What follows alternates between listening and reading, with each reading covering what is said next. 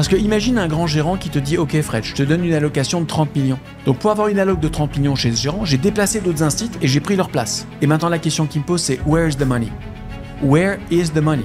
Et là, mon associé Maurice, qui est beaucoup plus fortuné que moi, s'il n'avait pas soutenu le projet dès le premier jour, je n'aurais pas pu démarrer. Donc sans Maurice au démarrage, il n'y a pas d'Altaroc.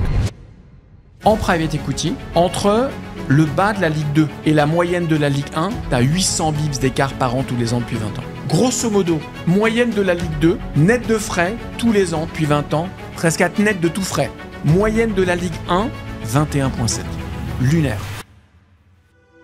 Frédéric, bonjour. Bonjour Damien. Je suis ravi de te recevoir aujourd'hui sur la chaîne. Parce que ça faisait un moment que je voulais parler de private equity et j'aime parler des choses avec les plus grands experts. Et je pense que 30 années dans le domaine du private equity, on peut appeler ça une référence. Donc je suis ravi de te recevoir aujourd'hui pour disséquer le domaine sous-estimé en France du private equity. Donc déjà, merci à toi pour ton temps. Merci de m'inviter. Avec grand plaisir.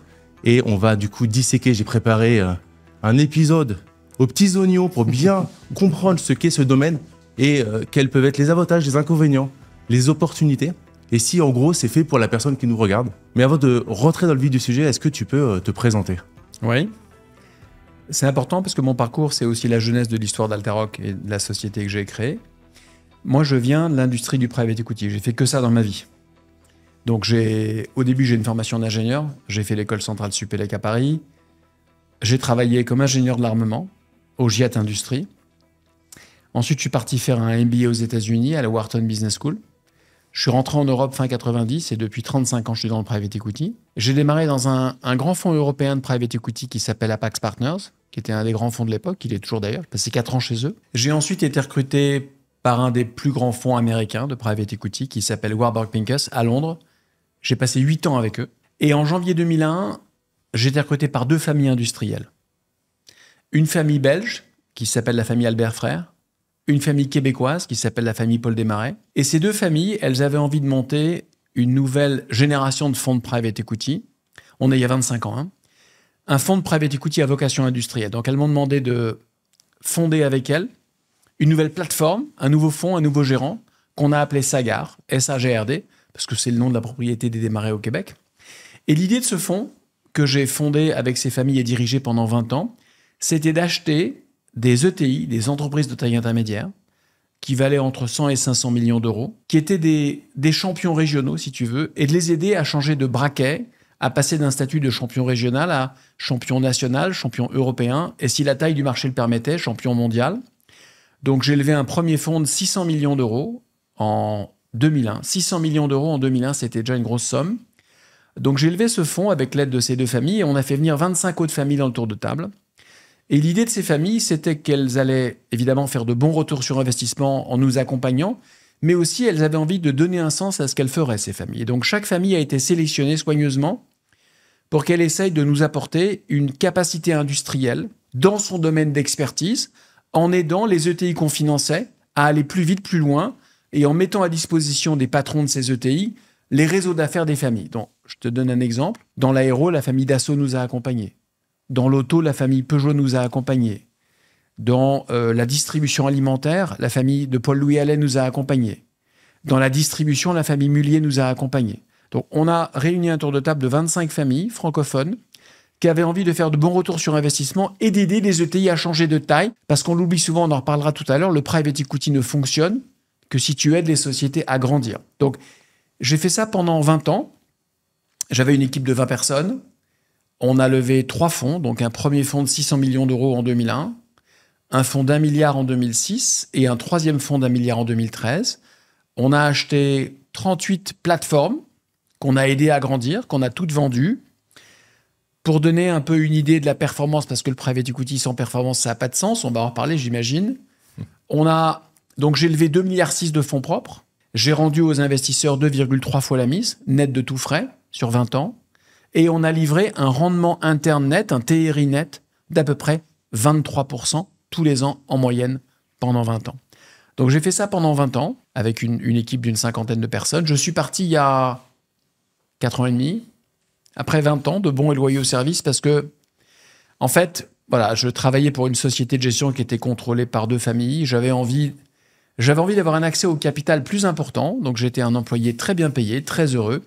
Ces familles ont été exceptionnelles pendant 20 ans avec moi, avec toute l'équipe, mais j'avais envie d'avoir un accès au capital de la société que j'avais contribué à créer plus important, et donc je me suis dit, ce serait compliqué dans un groupe familial, donc je me suis dit, je vais créer ma société moi-même. Donc je suis parti, si tu veux, et en fait, je suis parti avec, alors en très bon terme avec tout le monde, mais moi j'avais fait 2 constats intéressants, et je pense que ça va intéresser tes auditeurs et tes auditrices. Le premier constat, c'est que si tu veux investir en private equity et que tu demandes à ta banque privée une solution, tu n'auras pas beaucoup de solutions. Moi, j'étais client de 3 banques privées, grosses banques privées. Aucune de mes banques privées n'offrait de solution. On est il y a 4 ans, 4 ans et demi, il n'y avait rien.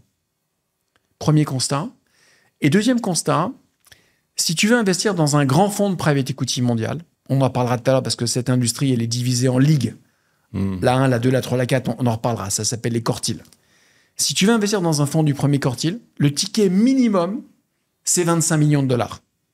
C'est pas un marché, avant l'avènement d'Altaroc, c'est pas un marché qui était ouvert aux clients privés. Donc, si tu veux te faire un portefeuille de 6-7 fonds diversifiés, 6 fois 25, ça fait 150 millions de dollars. Et tu veux faire un peu de co-investissement avec ces fonds, on est vite à 200 millions de dollars. Très, très, très peu de familles, à part les familles qui m'ont accompagné pendant 20 ans, très peu de familles sont capables de mobiliser 200 millions de dollars par an.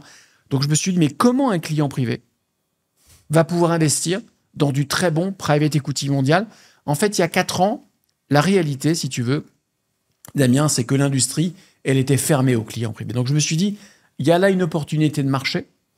Il faut créer une nouvelle société de gestion dont l'unique mission va être de fabriquer, en tout cas au démarrage, des portefeuilles clés en main de qualité institutionnelle pour que ton auditeur, à partir de 100 000 euros, je vais expliquer pourquoi 100 000 euros, à partir de 100 000 euros, puisse accéder à un portefeuille de qualité équivalente à celui des plus grandes familles mondiales, non pas en mobilisant 500 millions ou 1 milliard par an parce qu'il ne les a pas, mais avec 100 000 euros. L'idée, c'est que grâce à Altaroc, il ait les mêmes accès, la même expertise et une fluidité digitale incomparablement supérieure. Donc la mission que je me suis fixée sur Terre, là, il y a 4 ans et demi, c'était de rendre accessible à des clients privés, à partir de 100 000 euros, ce que moi j'estimais être le meilleur du private equity mondial, dans le cadre d'un portefeuille clé en main, si tu veux. Alors, je ne pouvais pas faire ça tout seul. Il fallait des moyens financiers importants aussi. Donc, j'ai parlé de ce projet à un homme qui est un des pionniers de cette industrie du private equity, qui s'appelle Maurice Chéniaud, qui a été mon patron il y a 35 ans, qui a créé Apax, qui a exporté le private equity américain balbutiant dans les années 70 aux US. Il sortait d'Harvard et avec 2 camarades de classe, ils ont créé Apax. Ronald Cohen à Londres, Alan Patrickhoff à New York, Maurice Chéniaud à Paris. Ils ont créé Apax. J'ai bossé pour Maurice et pour Apax de 90 à 94. J'ai présenté mon projet à Maurice, il m'a dit c'est formidable.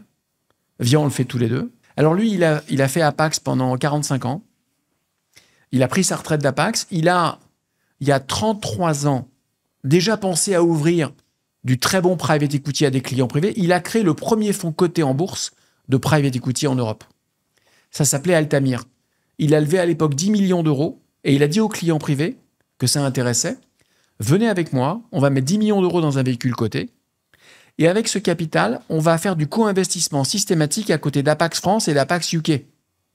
Et quand il y aura des distributions, je ne vais pas vous les rendre, je vais les réemployer dans mes transactions futures. Un espèce de 150 OBTR géant, si tu veux. Les 10 millions d'euros que Maurice a levés sont devenus 1,4 milliard aujourd'hui. Et donc Maurice pilote un très gros evergreen européen coté en bourse, qui s'appelle Altamir. Et donc il y a 4 ans, quand je viens le voir, il est à la tête de sa société de gestion qui s'appelle Amboise Partners, qui tranquillement pilote son evergreen. Je lui présente mon projet, il me dit « Frédéric, c'est formidable, viens, on le fait tous les deux ». Donc, je lui ai apporté mon projet. J'ai apporté mon projet à la société de gestion Amboise Partners. Je lui ai acheté un tiers du capital. Je suis devenu le directeur général d'Amboise Partners et on a développé une nouvelle jambe. Donc, Amboise, la société de gestion, elle pilote un evergreen coté qui s'appelle Altamir. Je suis pour rien dans les succès historiques d'Altamir, c'est Maurice qui l'a fait. Et moi, j'ai apporté le projet Altaroc. Voilà, donc ça, si tu veux, c'est mon histoire. On est 2 passionnés de private equity. Je fais ça depuis 35 ans, lui depuis 50 ans. On n'a pas besoin de travailler. On est habité par ce qu'on fait. On pense qu'à ça toute la journée. Lui comme moi. On s'entend très bien. On est assez complémentaires. On a 2 personnalités engagées. Et on avait envie, en fait, on s'est dit que notre mission sur Terre, après avoir plutôt pas mal réussi dans le private equity institutionnel, c'était d'apporter à des clients privés le meilleur du private equity instit. En fait, apporter à tes auditeurs 60 ans d'innovation instit en private equity, c'est ça notre mission sur Terre. Ben, on est aligné là-dessus, mon cher Frédéric, puisque moi, ma mission, c'est de rendre l'éducation financière à la portée de tous. Du coup, ça fait partie, pour être bien éduqué financièrement, il faut maîtriser les différentes classes d'actifs. Il y a une chose qui m'a marqué dans ton parcours, et c'est pour ça que j'ai aussi que, au-delà de l'expertise technique que tu as, moi, je viens des sports de combat. Je suis 4e dan de judo, jiu-jitsu, je suis champion d'Europe de jiu-jitsu brésilien. Il y a un truc en judo, ça paraît toujours un petit peu bizarre, mais moi, j'ai grandi dans l'entraide et la prospérité mutuelle. Et quelqu'un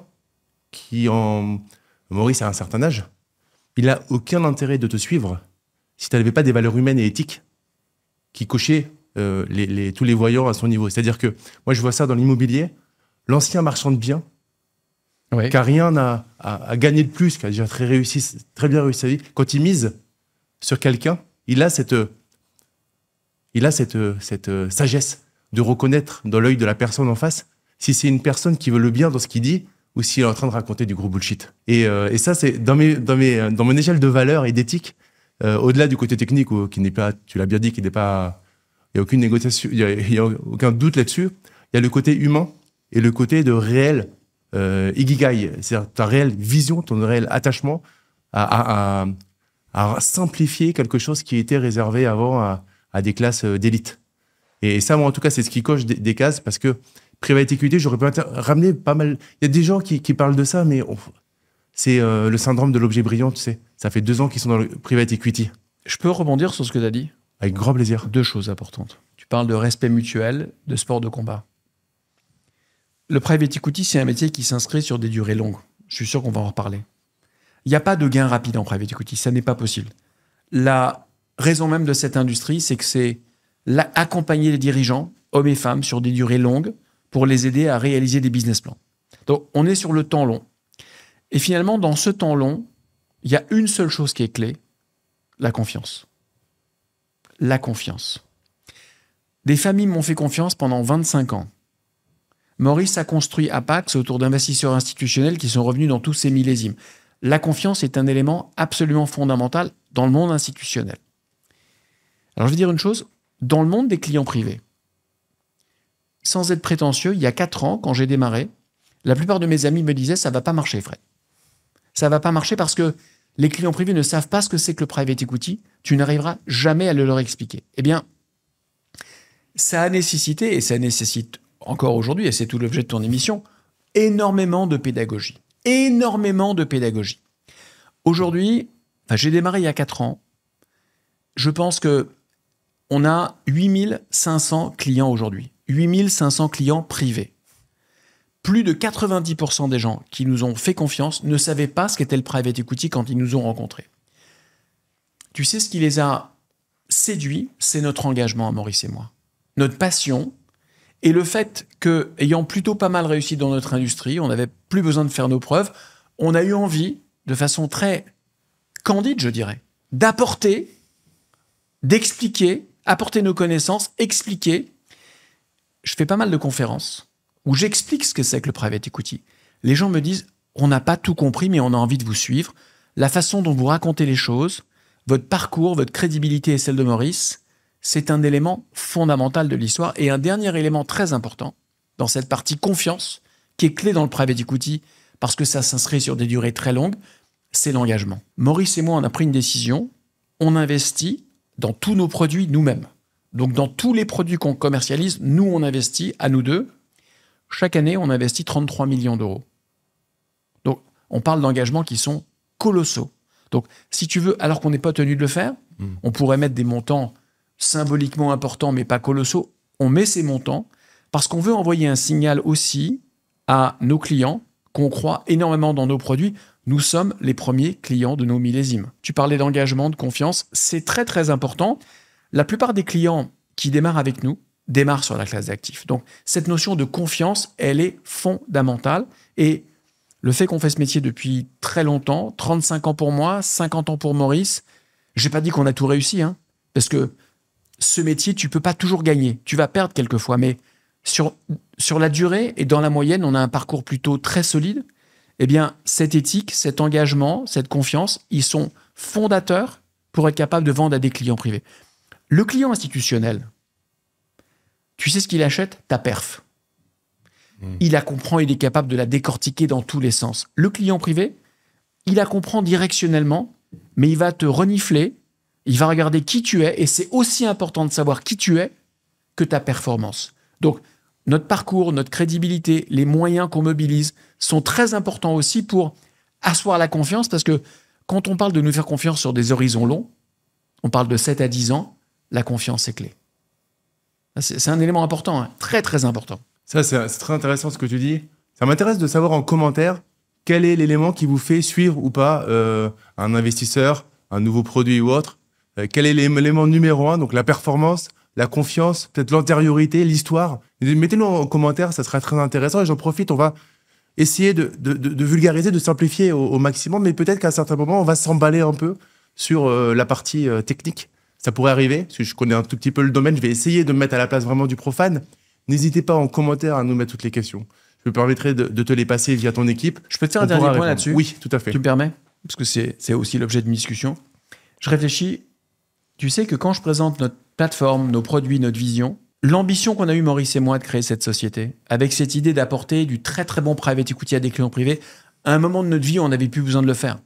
Notre passion, notre engagement et les moyens qu'on a mis pour le faire, c'est au moins la moitié de la conviction de nos clients. Donc c'est important. Quelque part, l'engagement qu'on a mis à créer cette société, le fait qu'on ait décidé de le faire à échelle industrielle aussi, parce qu'on ne l'a pas bricolé. On est 70 personnes aujourd'hui, 4 ans après. J'aurais pu le bricoler dans un garage, on pourrait être 5. On a voulu créer une société industrielle. Cette société qu'on a créée avec, 35 ans d'histoire de mon côté, 50 ans d'histoire pour lui en private equity, et les moyens qu'on y a mis, c'est aussi un élément très important dans la capacité de convaincre les auditeurs qu'on a voulu créer quelque chose qui allait nous survivre. Là aussi, on s'engage sur la durée. On a créé une firme de référence en private equity. Et 4 ans après, alors, tu me diras, on est le leader du marché, d'un marché qu'on a créé. Ce marché du private equity institutionnel pour les clients privés, il est assez nouveau, Damien. Il y a 4 ans, il n'existait pas vraiment. Il était pratiqué par quelques banques privées de façon anecdotique. Là, on a démontré une chose. Il y a un appétit énorme des clients privés. Le fait qu'on ait été capable de convaincre 8500 entrepreneurs de souscrire à nos produits, alors qu'il y a 4 ans, ils ne savaient pas que le private equity existait à cette échelle-là, ça prouve que le marché démarre. Voilà. Entrepreneur et particulier. Entrepreneur, ouais. Profession libérale, particulier. Excellent. On va rentrer dans le détail. Avant de rentrer dans la définition du private equity, il y a une notion dont tu as parlé plusieurs fois, et je voudrais qu'on la vulgarise en quelques mots, comme tu vas savoir le faire, c'est lever. Tu as employé plusieurs fois, on a levé 600 millions, on a levé. Et en fait, alors nous, par exemple, moi je viens de l'immobilier pur, lever, c'est de lever de la dette. Dans les termes de private equity, en quelques mots, quelqu'un qui connaît rien à ça, ça veut dire quoi lever 600 millions? Ok, c'est très intéressant ta question. Dans le monde du private equity, qui sont les clients? Je mets de côté Altaroc. 99% du marché, les clients, c'est qui? Des institutionnels. Des banques pour leurs fonds propres, des compagnies d'assurance vie pour leurs fonds propres, des fonds de pension, des fonds souverains, des fonds de dotation. Ces grands institutionnels, ils veulent mettre de l'argent au travail dans le non-coté, ils vont confier des capitaux à un gérant, et ce gérant, il va encapsuler ces capitaux dans un véhicule juridique qu'on appelle un fonds. Souvent en France, un FPCI, ou pour les clients privés, un FCPR. Lever, ça veut dire quoi? Ça veut dire aller convaincre des institutionnels de te confier de l'argent pour l'encapsuler dans un véhicule. Et alors, c'est un point important en private equity. Quand les gens s'engagent dans un fonds, le fonds ne va pas les appeler de leur engagement le premier jour. Contrairement à l'investissement sur les marchés cotés, où quand tu investis dans un fonds coté, quand tu décides d'investir, tu mets l'argent tout de suite. Et avec cet argent, tu achètes des parts d'un fonds coté. Dans le monde du private equity, tu prends un engagement que le gérant va tirer sur 5 ans. Donc, lever un fonds, ça veut dire collecter des engagements auprès de souscripteurs, historiquement des souscripteurs instituts ou des grandes familles, et aujourd'hui des souscripteurs privés. Donc, lever, c'est convaincre des investisseurs de venir dans un fonds fermé qui aura une durée de vie de 10 ans. Pendant 5 ans, les capitaux sont appelés et ils sont mis au travail pendant 5 ans en moyenne. Donc, le fonds vit 10 ans. Donc, lever, c'est les convaincre de venir dans un véhicule fermé qu'on appelle un fonds. D'accord. On reviendra dessus sur la périodicité et la temporalité de cette levée. Alors, c'est quoi ce private equity? Tu as parlé de non-coté versus coté. Alors, est-ce que on revient au principe peut-être de base, c'est quoi quelque chose de non coté, une société non cotée versus une société cotée? C'est important ta question parce que parfois je mentionne pas mal d'acronymes parce que je suis dedans depuis que je suis petit. Alors déjà, ça veut dire quoi private equity? L'equity, alors tous les termes sont anglais. Je m'excuse là, mais l'industrie, elle est née aux US il y a 60 ans. Donc tous les termes sont anglais dans tous les pays du monde. On mettra les traductions dans le pire des cas. Mais dans tous les pays du monde, ça s'appelle private equity. C'est ça. Alors, private equity, c'est quoi? Ça s'oppose à public equity. Public equity, c'est l'investissement dans les sociétés détenues en main publique. Equity, c'est le capital en anglais. Public, c'est je dirais le capital détenu en main publique, donc les sociétés cotées. Public equity, c'est les boîtes cotées. Par opposition à private equity, c'est le capital détenu en main privée. Donc, le private equity, c'est quoi? Alors, c'est l'investissement dans des sociétés non cotées, donc détenues en main privée. Ça peut être la société de ton cousin, la tienne, ton frère, etc. Ça, c'est des montants anecdotiques. Le gros du non coté dans le monde, il est fait par qui? Par des institutionnels, on l'a mentionné tout à l'heure, des fonds de pension, des assureurs, des fonds souverains, des fonds de dotation, des banques pour leurs fonds propres, qui vont confier des sommes pendant 10 ans à des gérants, des fonds de private equity. Et ces gérants, si tu veux, ils ont 2 ambitions. Je devrais dire une ambition, mais pour la servir, il faut mettre en place la deuxième ambition. L'ambition d'un gérant, donc pendant 10 ans, le gérant, il va faire quoi? Il va acheter des positions avec ses capitaux minoritaires ou majoritaires dans des sociétés non cotées, et il va les vendre 5 ou 7 ans plus tard, le temps d'un business plan. Donc, le fonds de private equity, c'est un passager temporaire pendant 5 à 7 ans. Je rappelle à tes auditeurs, là, qu'en bourse, la durée moyenne d'investissement, c'est 5,5 mois.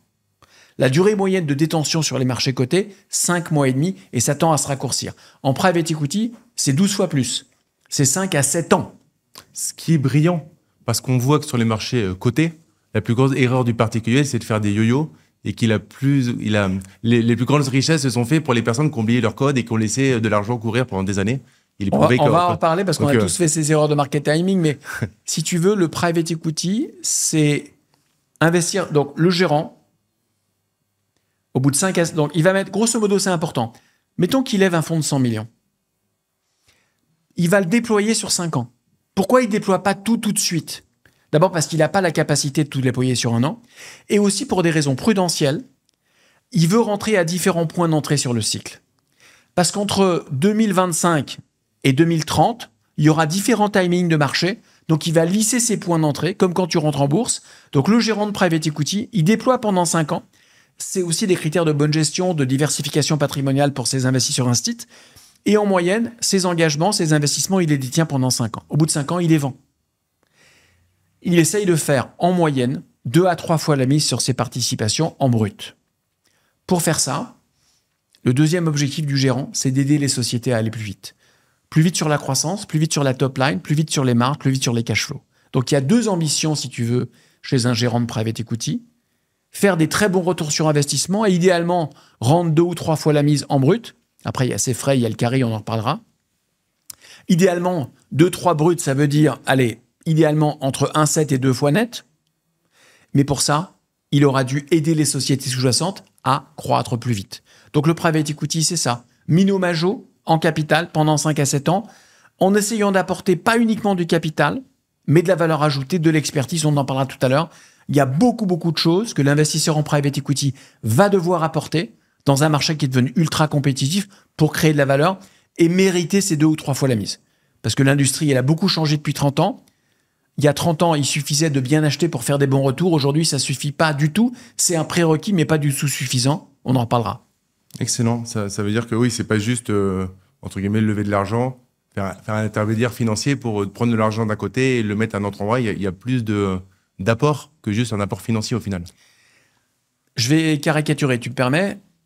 L'industrie, elle est née en Europe. Le private equity, il est né en Europe il y a 40 ans.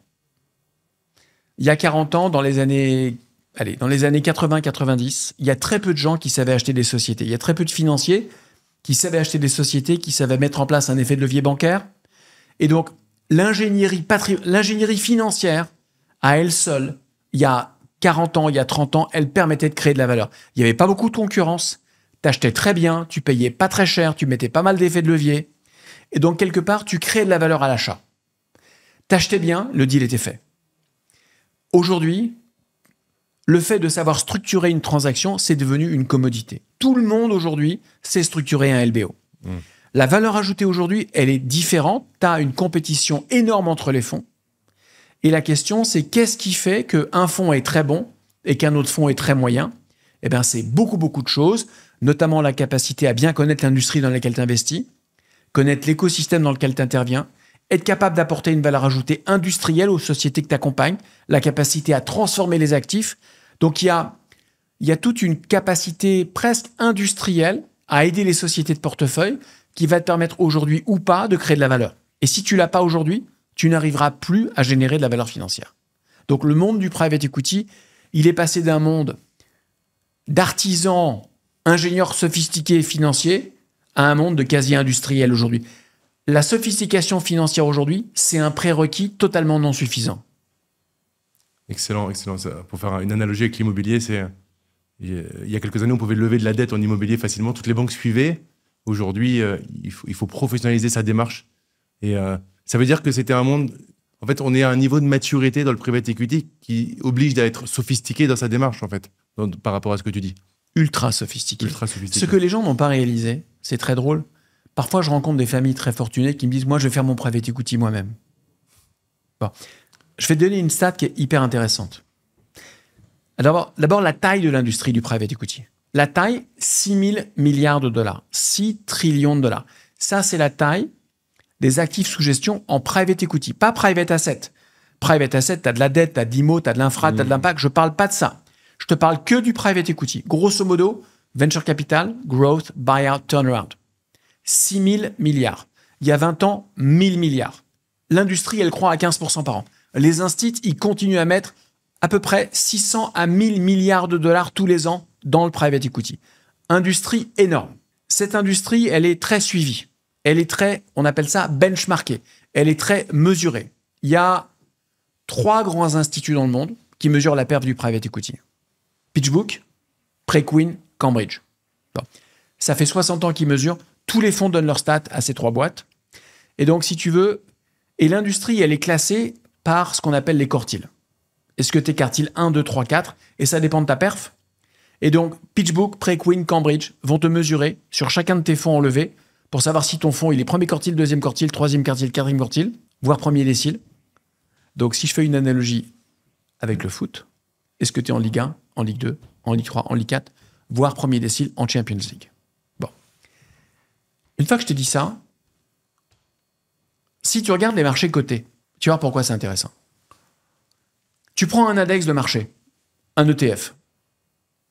Combien de fonds actifs arrivent à battre un ETF de 100 points de base, de 1% par an, pendant 10 ans? Ça va être complexe. Très peu. Tu es d'accord, Damien? Pratiquement aucun. Il y en a quelques-uns, ils sont rarissimes. Mais les grands gérants d'actifs aujourd'hui, ils ont du mal à battre les index. C'est pour ça que la gestion passive indicielle, elle explose. Elle coûte 20 bips, alors qu'une gestion sous mandat, elle coûte 200 bips. Après, la gestion sous mandat, tu peux avoir envie de la faire pour plein de raisons. T'aimes le secteur, t'aimes la thématique, t'aimes le gérant, t'aimes être avec lui. Mais il n'y a pas beaucoup de gérants actifs qui réussissent encore à battre les index. En private equity, entre le bas de la Ligue 2, le bas du deuxième quartile, et la moyenne de la Ligue 1, tu as 800 bips d'écart par an tous les ans depuis 20 ans. Grosso modo, je vais faire simple. Moyenne de la Ligue 2, net de frais tous les ans depuis 20 ans, 13,4. 13,4 net de tout frais. Moyenne de la Ligue 1, 21,7. 21,7. Lunaire. Évidemment, les performances passées ne garantissent pas du tout les perfs futures. Mais statistiquement, ces chiffres sont justes. C'est juste la perf historique. Entre 13,4 et 21,7, tu as plus de 800 bips d'écart, 8% par an d'écart de perf. Ça veut dire quoi? Ça veut dire que dans le monde du PE, entre la Ligue 1 et la Ligue 2, tu as un océan de compétences d'écart. Ce n'est pas du tout les mêmes joueurs. Donc, entre les très bons clubs de Ligue 1 en PE et les clubs moyens, tu as un écart de perf. C'est à peu près la même chose que si je faisais jouer le Real contre un club de Ligue 2 français. Ils ne gagnent pas tous les matchs, mais 99 matchs sur 100, ils les battent. C'est pas la même stratégie, c'est pas les moyens, c'est pas les mêmes joueurs, c'est pas les mêmes ambitions, c'est pas la même culture, c'est pas le même écosystème, c'est pas la même mentalité, c'est pas la même gouvernance. Ces fonds de private equity dans cette industrie devenue très très très compétitive, c'est devenu une industrie. Comme tu l'as dit, les meilleures firmes battent les firmes moyennes à plat de couture. Parce que c'est pas du tout les mêmes ambitions, c'est pas du tout les mêmes moyens. Donc ça veut dire aussi que si tu veux bien investir en private equity, il faut essayer, si tu peux, on en reparlera, de rentrer chez les firmes de la Ligue 1. Entre Ligue 1 et Ligue 2, 800 bips d'écart. Énorme l'écart. Donc l'industrie depuis 20 ans, elle s'est même pas professionnalisée. Elle était déjà très professionnelle. Elle s'est verticalisée. C'est-à-dire qu'aujourd'hui, qu'est-ce que tu vois ? Ça devient... Moi, le fonds Sagard que j'ai dirigé pendant 20 ans, on était très diversifié sur les secteurs. Nous étions ce qu'on appelle un fonds généraliste. Ça veut dire quoi ? C'est-à-dire que toi, tu étais un entrepreneur, tu pilotais une ETI qui faisait 100 millions de chiffre d'affaires. Comment est-ce que je te convainquais de faire un deal avec moi quand ta société était en vente ? J'essayais de te parler 3 ans avant qu'elle soit en vente. J'essayais de te montrer que j'avais compris ton industrie. J'essayais de faire mes diligences sur ton industrie 2 ans avant. J'essayais de rencontrer tous tes concurrents 2 ans avant. J'ai essayé de rencontrer tes équipes 2 ans avant. J'essayais d'être sympathique. Je me levais plus tôt que mes concurrents et j'essayais de te montrer que j'étais capable de t'apporter de la valeur ajoutée de sympathie. Bon. Aujourd'hui, c'est un prérequis, ça. Ça suffit pas du tout. Quand je suis un fonds généraliste, on va prendre l'exemple. Tu es le patron d'un éditeur de logiciels sur le cloud, en SaaS. Tu fais 50 millions de chiffre d'affaires, ce qu'on appelle d'ARR, Annual Recurring Revenue. Tu fais 50 millions de chiffre d'affaires récurrents. Je suis un fonds généraliste basé à Paris. Normalement, tous les bons fonds américains du secteur t'ont vu depuis 10 ans déjà. Ils connaissent ta boîte, ils connaissent tes concurrents, ils connaissent les acquéreurs industriels qui sont intéressés à acheter ta boîte. Ils sont par construction, parce qu'ils sont verticaux, plus sophistiqués que je ne le suis. Donc, ton point, il est très très très important. L'industrie, depuis 20 ans, elle ne s'est pas professionnalisée.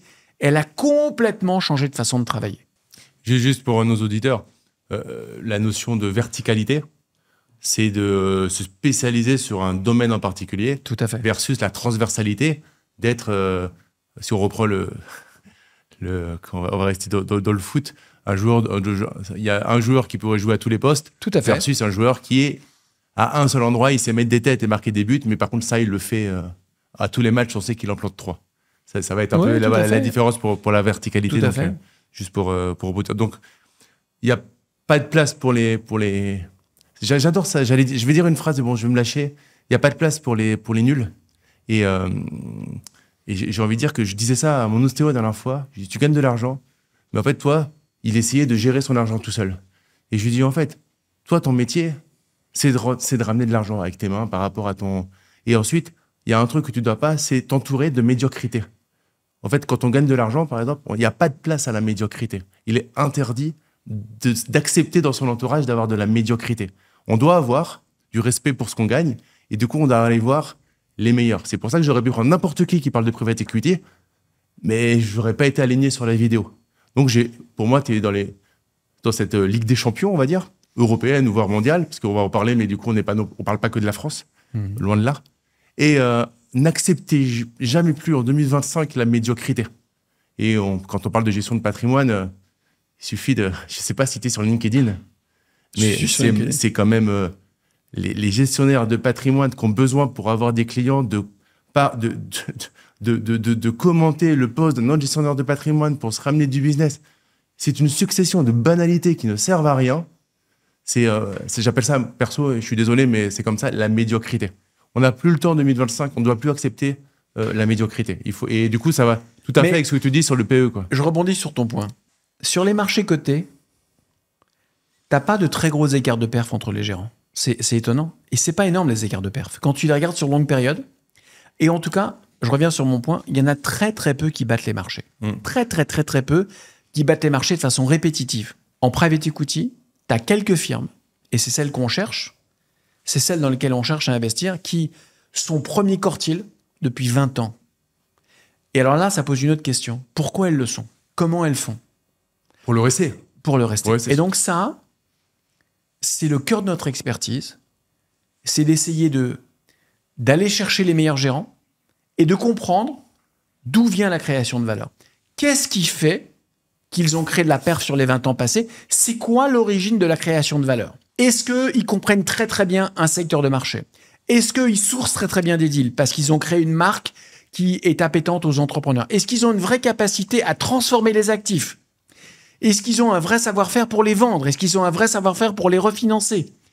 Est-ce qu'ils ont créé une marque incroyable qui est un aimant pour les entrepreneurs de leur pays? Est-ce qu'ils se sont spécialisés sur certains types de transactions? Est-ce qu'ils ont mieux compris un sous-segment que personne? Et est-ce qu'ils y ont déployé ce qu'on appelle un playbook?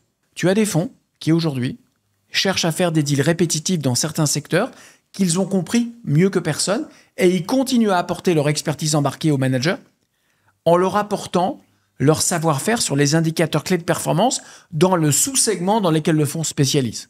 C'est ça qu'on essaie de comprendre, Damien, quand on va voir des gérants très bons, c'est qu'est-ce qui a fait votre succès? Alors parfois, c'était qu'il y avait un ou une partenaire géniale qui est parti. Ben c'est simple, tu ne vas pas réinvestir chez eux. Donc c'est important de comprendre d'où vient la performance. Qu'est-ce qui fait que ce fonds a livré 800 bips de plus que le marché?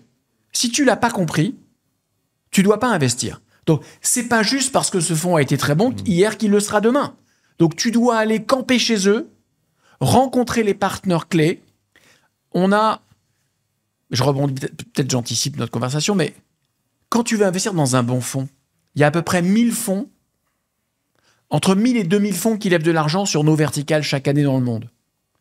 On veut essayer de retenir les 6 meilleurs. Si tu ne sais pas ce que tu cherches, tu vas te perdre, hein. Encore faudrait-il que tu puisses leur parler. Mais même si tu sais leur parler, si tu ne sais pas ce que tu cherches, tu vas te perdre.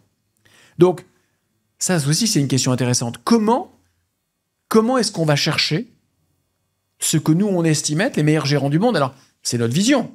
Eh ben, on a toute une méthodologie qu'on a développée. Peut-être qu'on en parlera tout à l'heure. Ça m'intéresse qu'on y aille, du coup, parce qu'on parle... on veut séduire et comprendre le mécanisme du Real de Madrid et rentrer à ce niveau-là. Donc, comment on fait concrètement? Parce que du coup, c'est un double jeu. C'est-à-dire qu'il faut le comprendre, le sélectionner et que lui aussi, il a envie de c'est dans les deux sens. Parce que bon... Totalement. Comment on fait du coup pour... Vous avez des matrices et des arbres de décision sûrement très sophistiqués pour le sélectionner et pour voir du coup ce que j'appelle la symétrie risque. C'est-à-dire, il y a toujours un risque. Comme on a dit, tout ce dont on parle là est risqué. Il y a un capital non garanti. Sûr. Mais il y a une asymétrie par rapport au risque et aux bénéfices. Donc ça, vous sélectionnez. Et comment on fait pour convaincre le fonds? Pour convaincre le fonds d'y aller, parce que bon, vous êtes nombreux. Alors, je vais te raconter. On reparlera après de comment nous on choisit, parce que c'est important. Mais comme tu l'as dit, c'est intéressant pour nos auditeurs ce soir, ou cet après-midi, je ne sais pas. Pourquoi le Real gagne une Coupe d'Europe sur 2? Pourquoi? C'est pas parce qu'ils ont les plus gros moyens, hein, c'est pas vrai. C'est pas vrai. C'est multifactoriel. Mais c'est intéressant d'essayer de comprendre pourquoi cette équipe, depuis 50 ans, est la meilleure équipe d'Europe. Tu peux les aimer, pas les aimer, etc. Mais ils gagnent une fois sur 2 la Coupe d'Europe. Pourquoi? C'est intéressant. Si c'est pas eux, c'est le Bayern. Pourquoi? Bon, c'est pas la question que tu m'as posée, mais on en parlera après. Comment est-ce qu'on essaye de les séduire? Alors, ta question, elle est très importante parce qu'elle est au cœur de ce qu'on fait. Notre raison d'être, c'est d'essayer d'agréger chaque année un portefeuille de top gérants mondiaux. Donc, il faut qu'on rentre chez ces gérants. Alors, un point important, c'est dur de rentrer chez ces gérants. Pourquoi? J'ai expliqué ça quand même. Je suis un très bon fonds de private equity vertical. Comme tu l'as dit, je me spécialise sur un secteur. Mettons les logiciels. Je suis un top fonds de private equity américain dans le logiciel. Le dernier fonds que j'ai levé, il faisait 2 milliards. J'ai livré 25% de rendement net à mes investisseurs. Qu'est-ce qu'ils veulent faire les investisseurs? Ils veulent tous revenir dans mon prochain fonds.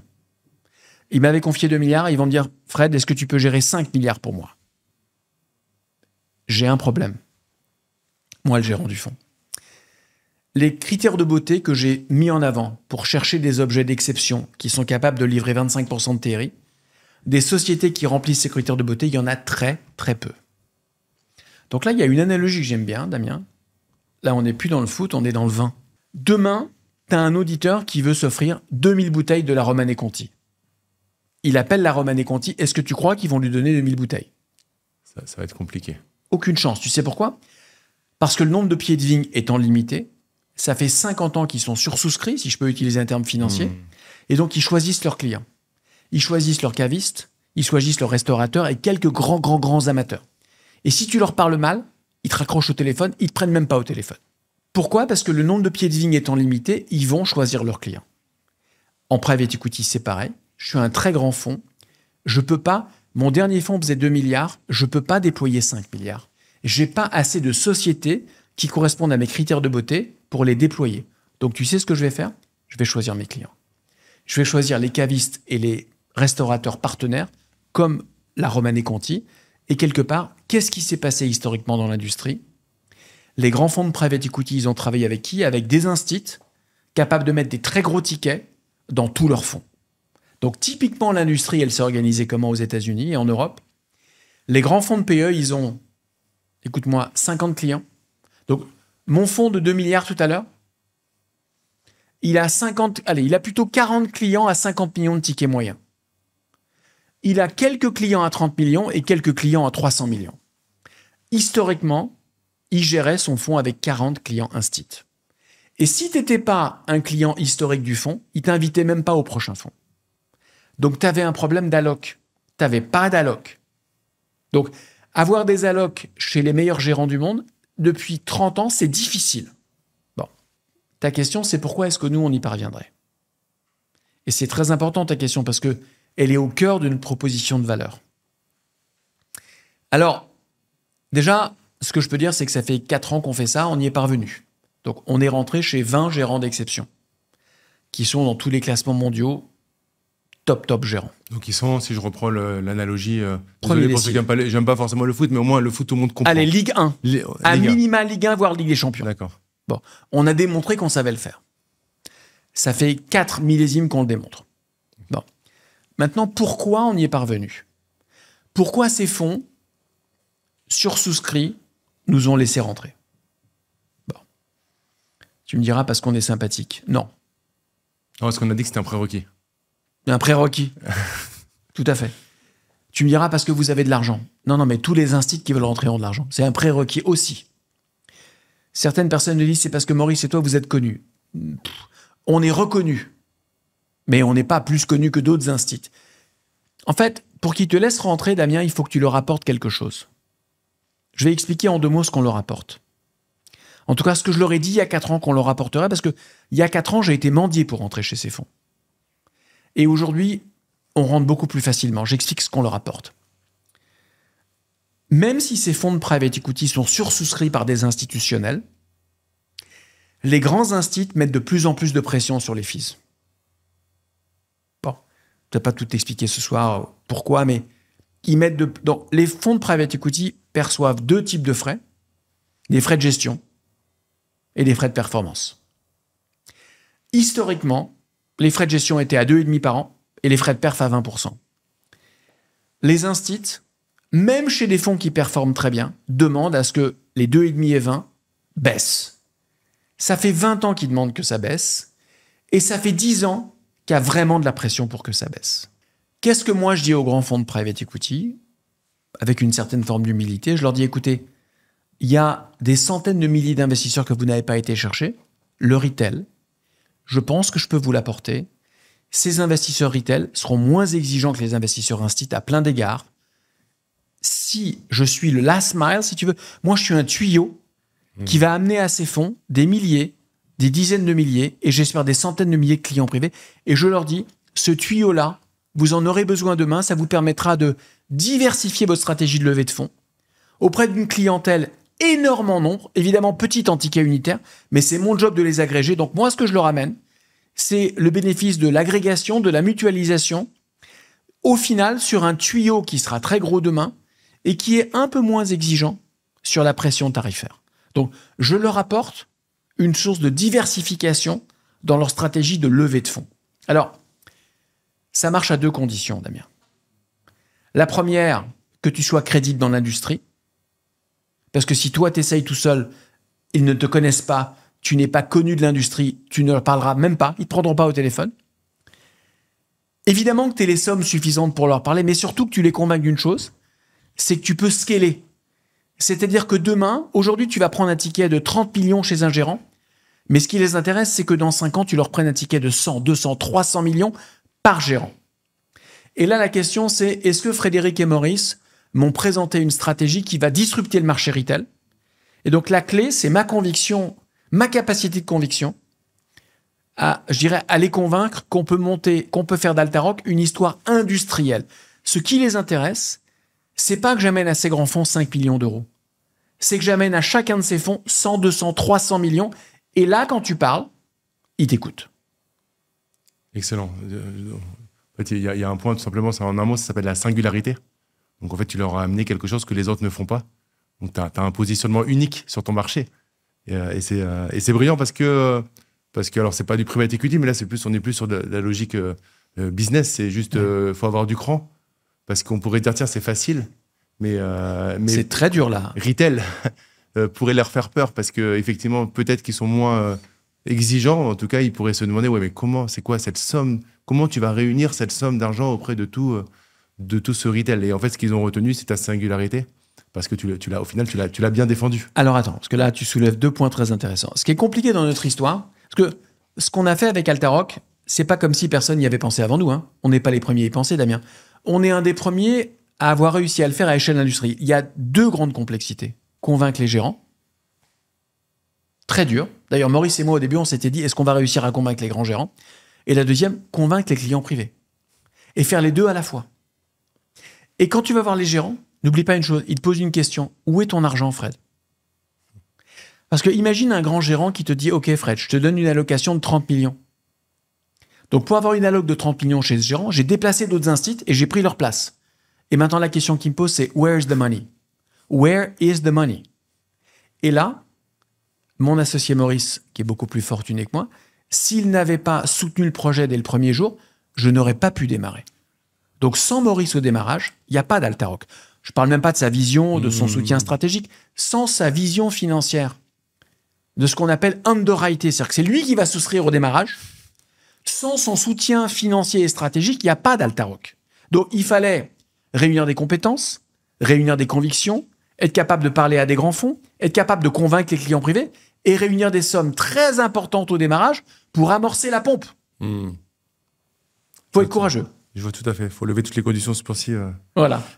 Excellent. On va revenir à la base sur le private equity. Il y a une histoire de segments. Tu en as parlé un peu tout à l'heure. Ouais. Est-ce que tu pourrais définir les différents types de segments qu'on a dans le private equity? Si je fais simple, Damien, il y a 4 segments en PE. 4. Qui vont dépendre de la maturité de l'entreprise. Le venture, le growth, le buyout, le turnaround. J'explique. Le venture, c'est un fonds qui rentre au capital d'une société en devenir. Donc, c'est une société qui cherche à lever de l'argent auprès de... Elle a un concept, une techno, un service. Elle va aller voir au début des business angels. Et puis, elle a ce qu'on appelle un concept. Et elle veut faire de ce concept un projet. Donc, c'est le monde du venture. Tu vas lever de l'argent auprès d'investisseurs minoritaires, évidemment, qui vont en financer beaucoup parce que dans un incubateur de venture, il y a beaucoup de boîtes. Tu auras un taux de casse extrêmement important. On est tous convaincus que la boîte de venture qu'on accompagne, c'est celle qui va réussir. Les stats, elles sont dures. Hein. Les meilleurs fonds américains ont un taux de perte de 50% de leurs actifs. 50% des boîtes dans un bon fonds de venture mettent la clé sous la porte. C'est même pas font faillite. Elles se rendent compte que le concept n'est pas pérenne sous 5 ans. 30% des boîtes dans un fonds de venture seront vendues au prix de revient. Au bout de 10 ans, tu as mis 100, le fonds t'a rendu 30. Il a perdu 50, il t'a rendu 30. La question, sur les 20% des boîtes qui restent en portefeuille en vie au bout de 10 ans, quels seront les prochains Amazon ou Airbnb et est-ce qu'il y en a ou pas? En moyenne, tu sais quand tu le sauras? En année 17. Un bon fonds de venture, il vit 17 ans en moyenne. Donc, je dis pas que c'est pas intéressant le venture, mais je dis que tu as une volatilité, une duration qui, à notre avis, sont pas adaptées à des clients privés. Donc, nous, on n'est pas sur ce segment. C'est très intéressant le venture pour un grand fonds instit qui a des grosses poches statistiques. Bon. Mais le client privé qui est dedans, dès qu'il y a des pertes, il a peur. Donc, on n'est pas sur ce marché. Okay? Quand la boîte, elle a démontré son concept. Alors, je te passe parce que tu as early stage venture, late stage venture. Mettons qu'elle fasse 30-40 millions de chiffre d'affaires et qu'elle est en hyper-croissance. Elle a encore besoin de capitaux. Elle veut recruter 50 vendeurs, 100 vendeurs. Il faut des capitaux pour ça. Elle veut rentrer sur un nouveau territoire, un nouveau marché, une nouvelle techno. Elle veut acheter un concurrent, il faut des capitaux. Donc là, si tu veux, la société va lever de l'argent auprès d'un autre type d'acteur qu'on appelle les fonds de growth, en français capital croissance. Ces fonds, ils font quoi? Donc, ils vont acheter des positions mino. Ils ont ce qu'on appelle des droits de gouvernance négatifs. L'entrepreneur homme ou femme qui pilote la boîte, qui lève de l'argent, il ne pourra plus faire ABCD sans l'accord du fonds. Il ne pourra pas vendre la boîte sans l'accord du fonds. Il ne pourra pas lever de dette sans l'accord du fonds. Il ne pourra pas faire des gros capex sans l'accord du fonds. Il ne pourra pas valider les gros recrutements sans l'accord du fonds. Le fonds ne peut rien imposer, mais il peut tout empêcher. Le fonds ne met pas de dette. Il n'y a pas d'effet de levier parce qu'il est minot. Et il accompagne en apportant capitaux et expertise sur 5 à 7 ans la boîte. C'est ce qu'on appelle du growth. Fantastique marché. C'est un tiers de ce qu'on fait nous. Mais les boîtes sont en hypercroissance. Donc leur rentabilité n'est pas normative. Parce que quand je recrute 100 vendeurs par an, quel que soit le métier, il faut 2 ou 3 ans pour qu'un vendeur soit rentable. Donc, si tu veux, ces boîtes-là, elles n'ont pas une rentabilité qui est encore normative. Tu les valorises pas sur un multiple d'EBITDA, tu les valorises sur un multiple de chiffre d'affaires. Tu projettes qu'elles feront de l'EBITDA, elles en font peut-être pas.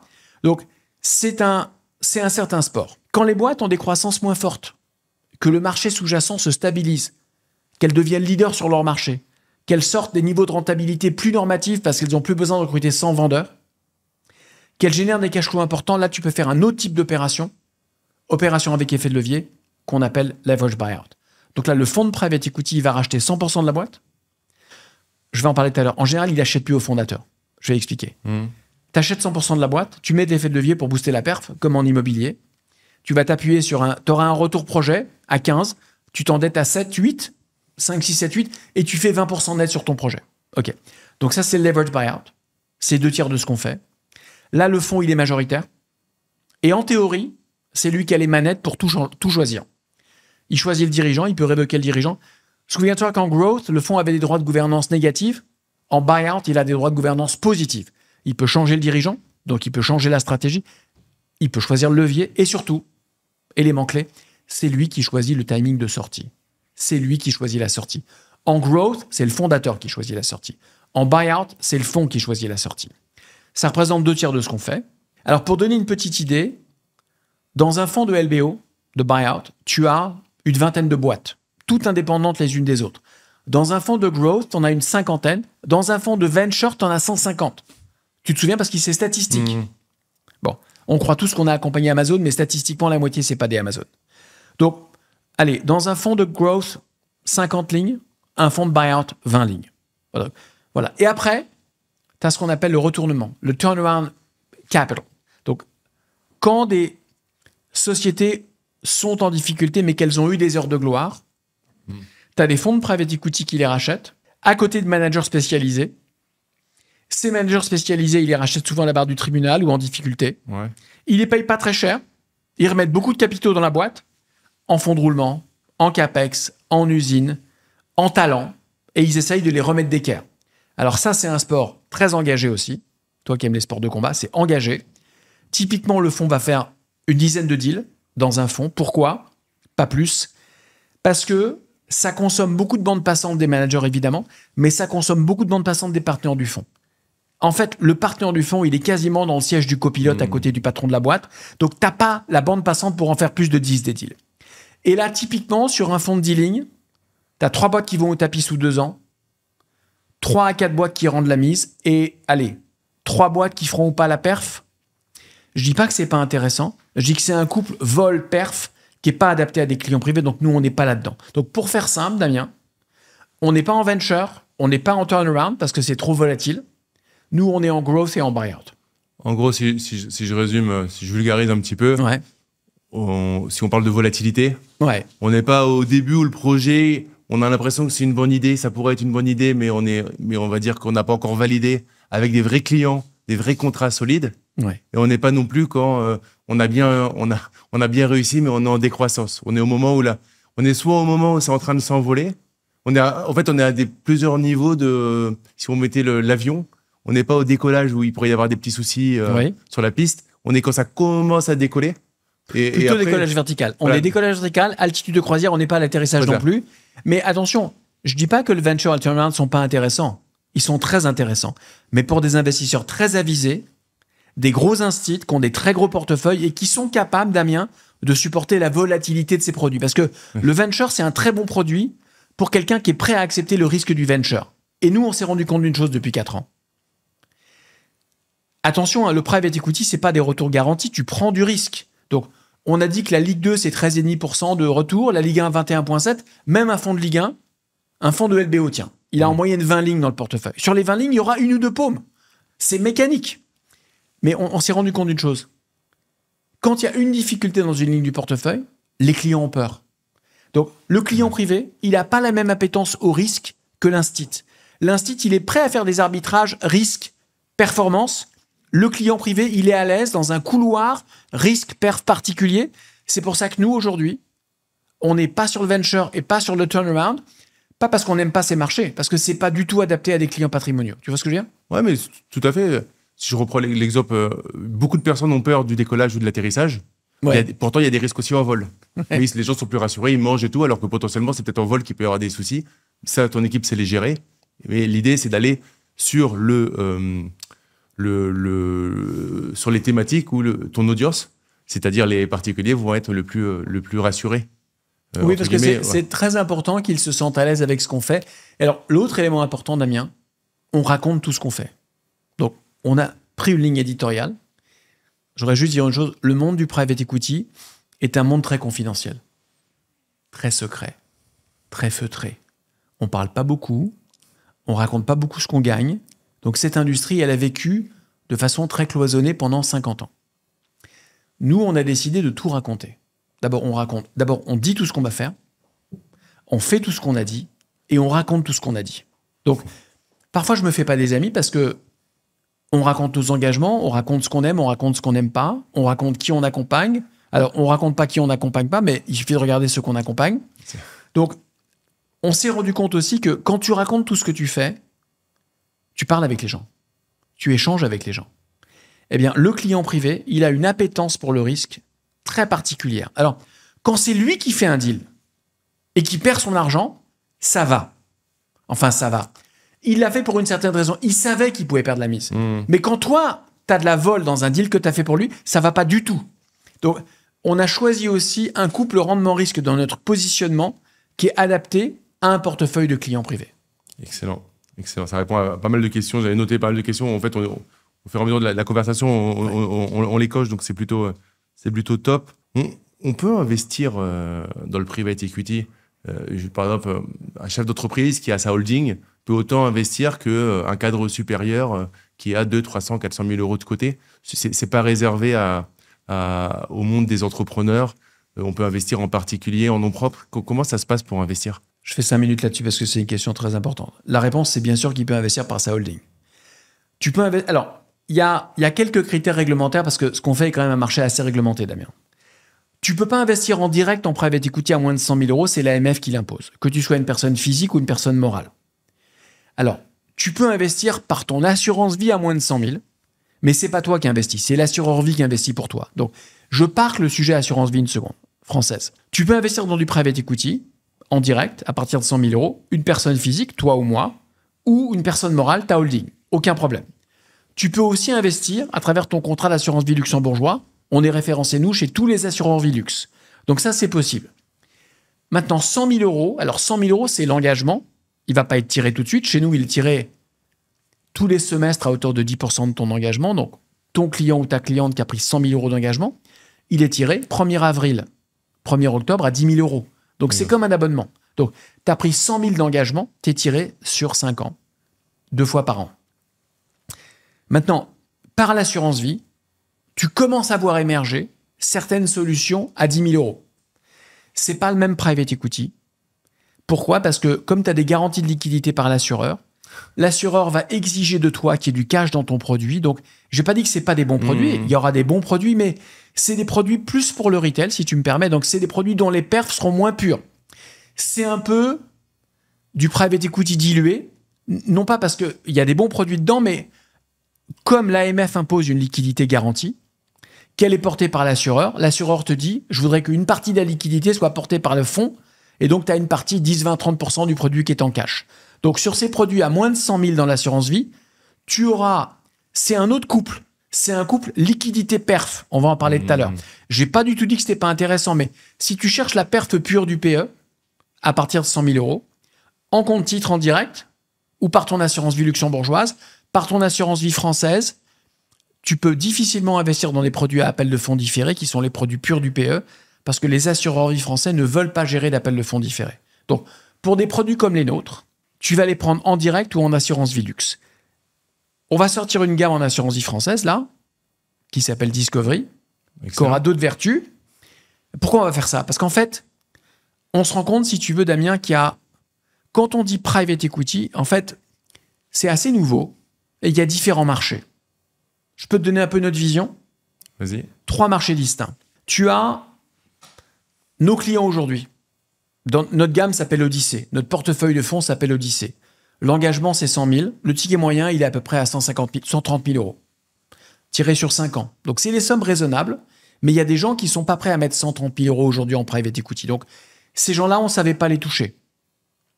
Et comme notre produit n'était pas éligible à l'assurance vie française, il y a encore d'autres gens qu'on ne savait pas toucher. C'était des gens qui auraient pu mettre 130 000 euros, mais à travers l'assurance vie française. Donc, on a notre produit Odyssée. À côté, on a 2 univers qu'on ne savait pas adresser et qu'on va maintenant adresser. Les clients très haut de gamme, qui avaient envie de mandats clés en main, ultra haut de gamme. Là, on a sorti une gamme qui s'appelle Infinity, qui idéalement est fait pour des clients instit et qu'on pourra vendre à des grands investisseurs, qui va être... Là, on va servir une stratégie long terme sur du PE. Donc, on va non seulement faire un millésime d'exception, mais on va faire une série de millésimes d'exception dans un... En fait, c'est une poche packagée. On va piloter la poche PE de grands investisseurs ou de grandes familles. Ça s'appelle Infinity. Notre produit cœur, il s'appelle Odyssée. C'est le produit sur lequel on a vendu 1,4 milliard. On lance Infinity. Et on lance aussi, plus sur l'entrée de gamme, Discovery. Donc ça va être un produit en partenariat avec des assureurs vie français. On va être référencé, je l'espère, chez tous les assureurs vie français. Et ton client pourra investir à moins de 100 000 euros. Et surtout, on va être capable d'adresser une clientèle qu'on ne pouvait pas adresser par Odyssée. Qui? Le client qui veut mettre moins de 100 000 pour démarrer en PE. Ton client qui dit, j'aurais bien mis 10 000 euros pour commencer en PE, j'ai pas 100 000 à mettre, Odyssée, ça marchait pas, Discovery, ça marche. Deuxième type de client, le client qui dort mal la nuit quand tout son portefeuille n'est pas liquide. Il y en a, hein. Typiquement, les gens plus âgés qui se disent toujours « J'ai 75 ans, quand je meurs, tout doit être liquide. » Je ne sais pas pourquoi, parce qu'ils ont plein d'immobiliers qui, quand ils mourront, ne seront pas liquides, mais ils sont très angoissés d'être illiquides. Donc, pour ces clients-là, la liquidité garantie par l'assurance vie est très importante. Avec Discovery, on peut les adresser. Des clients qui vont faire de l'épargne retraite, du PER. Nos produits Odyssée et Infinity n'étaient pas éligibles au PER. Il fallait un statut spécial, il fallait être FCPR. Donc Discovery et FCPR. On peut les adresser.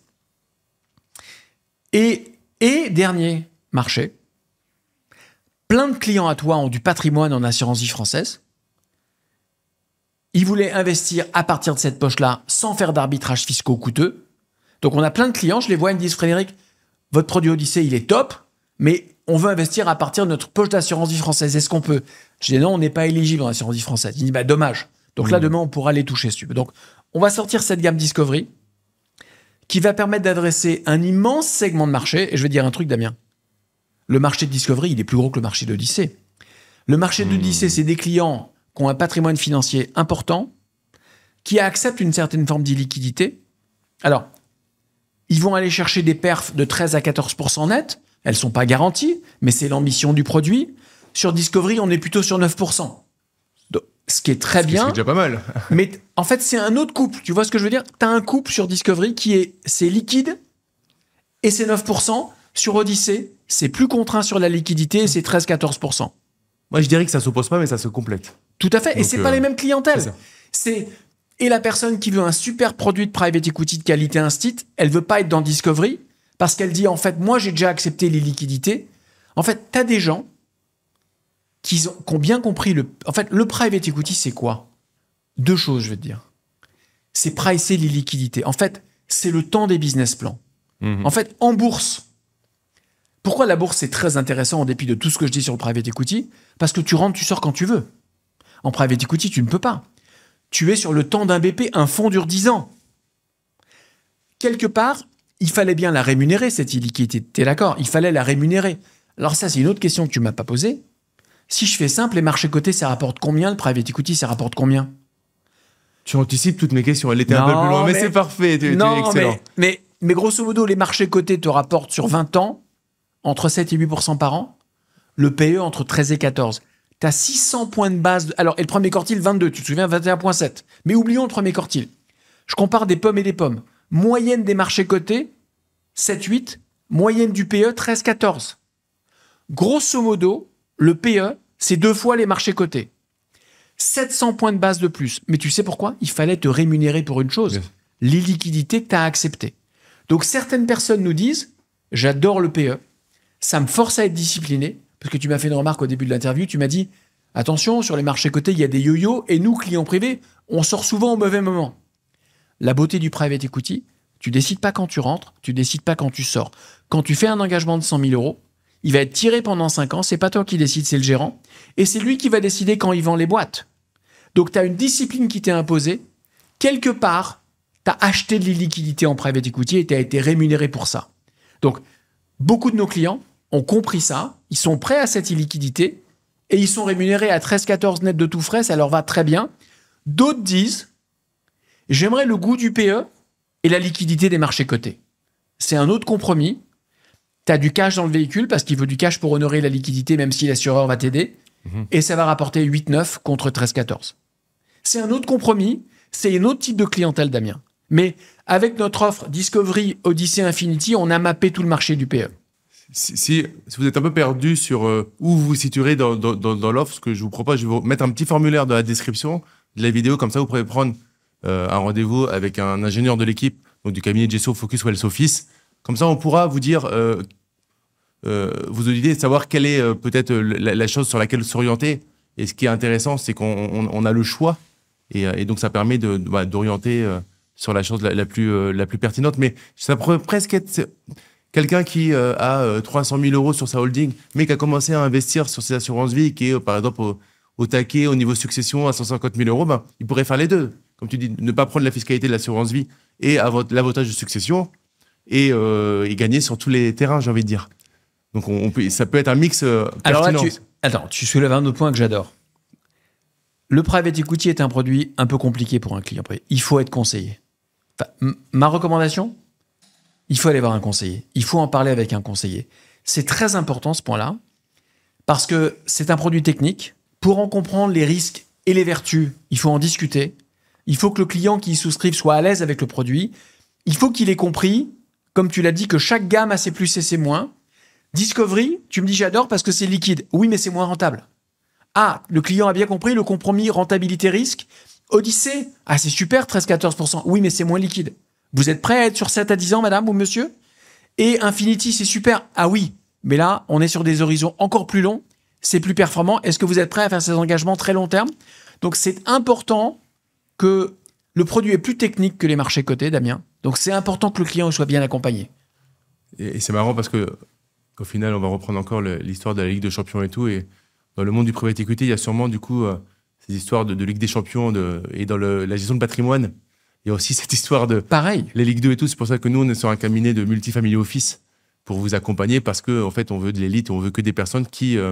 les personnes qui vont vous accompagner, c'est vraiment des personnes qui... c'est d'anciens banquiers privés, des personnes qui sont vraiment au haut niveau, au niveau de l'accompagnement. C'est important le point que tu fais parce que, en fait, le produit qu'on fabrique est un peu technique, mais bien l'expliquer à un client, ça nécessite aussi une bonne technicité. Pour comprendre ce que le client comprend ou ne comprend pas, pour bien s'adapter à lui ou à elle, il faut passer du temps avec lui, comprendre sa situation patrimoniale. Et je dis toujours à mes clients, parfois je rencontre des gens qui me disent « Combien je dois mettre de mon patrimoine en private equity ?» Parfois je fais des conférences et les gens me disent « Frédéric, votre produit est super, combien je dois mettre dedans ?» Je dis « Mais il n'y a pas de réponse absolue, monsieur ou madame. Asseyez-vous avec votre conseiller. D'abord, vous allez faire un premier bilan de combien j'ai besoin pour ma vie quotidienne. Mes enfants, les études, mon entreprise, mes projets, mes voyages.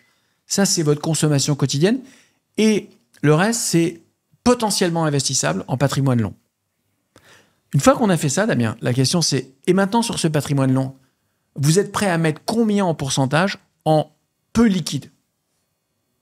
Est-ce que vous comprenez ce que ça veut dire, monsieur, madame, peu liquide? C'est-à-dire que si dans 2 ans vous changez d'avis, c'est compliqué de sortir. Et c'est uniquement à partir de ces discussions-là que le client ou la cliente peut se dire « Je suis prêt sur mon patrimoine long à être à 20, 30, 40% en private equity ». Et quand il t'a dit ça, la question c'est je devrais me faire un portefeuille quand même. Je ne veux pas tout mettre sur un fonds. Et c'est là qu'Altaroc intervient, si tu veux, parce qu'on est capable de servir des portefeuilles mondiaux clés en main sur cette partie du patrimoine long, mais il faut que le client ou la cliente, il ait fait un chemin avec toi. C'est important. Tout à fait, avec nos équipes en tout cas. Et excellent. Moi, tu viens de me barrer une question qui était sur la location. Si j'ai 2 millions de patrimoine, donc j'avais été un peu plus scolaire. En tout cas, tu as bien dit. Mais je peux peut-être répondre quand même, Damien, à un point. Qu'est-ce qui change aujourd'hui depuis 4-5 ans? Les grandes banques privées, depuis 20 ans, elles avaient cette fameuse règle du 60-40. Elles te disaient, allez, on va mettre 60% en actions, 40% en obliques/fonds euros. Tout change là. L'environnement géopolitique, il est plus complexe. Les taux font des yo-yo qu'on ne comprend pas. Aujourd'hui, si tu prends les plus grandes banques privées mondiales, sans leur faire trop de pub, JP, Pictet, UBS, Lombardier, ces banques te disent aujourd'hui, monsieur, madame, vous avez 10 millions d'euros, 5 millions d'euros, vous devriez avoir entre 15 et 30% de votre patrimoine en private equity. Aujourd'hui, la recommandation des grandes banques privées, alors attention, hein, là on parle de clients grand patrimoine. C'est évident que si tu as un très grand patrimoine, ta capacité à être long en private equity est plus élevée parce que tu n'as pas de contraintes alimentaires. Si ton patrimoine financier c'est 100 000 euros, tu as des contraintes opérationnelles du quotidien qui font que tu ne peux pas les mobiliser sur du private equity même si tu aimerais le faire. C'est ça, donc disclaimer, ne comparez pas ce qu'on va dire sur 6 millions en divisant si vous avez 60 000 euros, ça ne veut pas dire la même chose.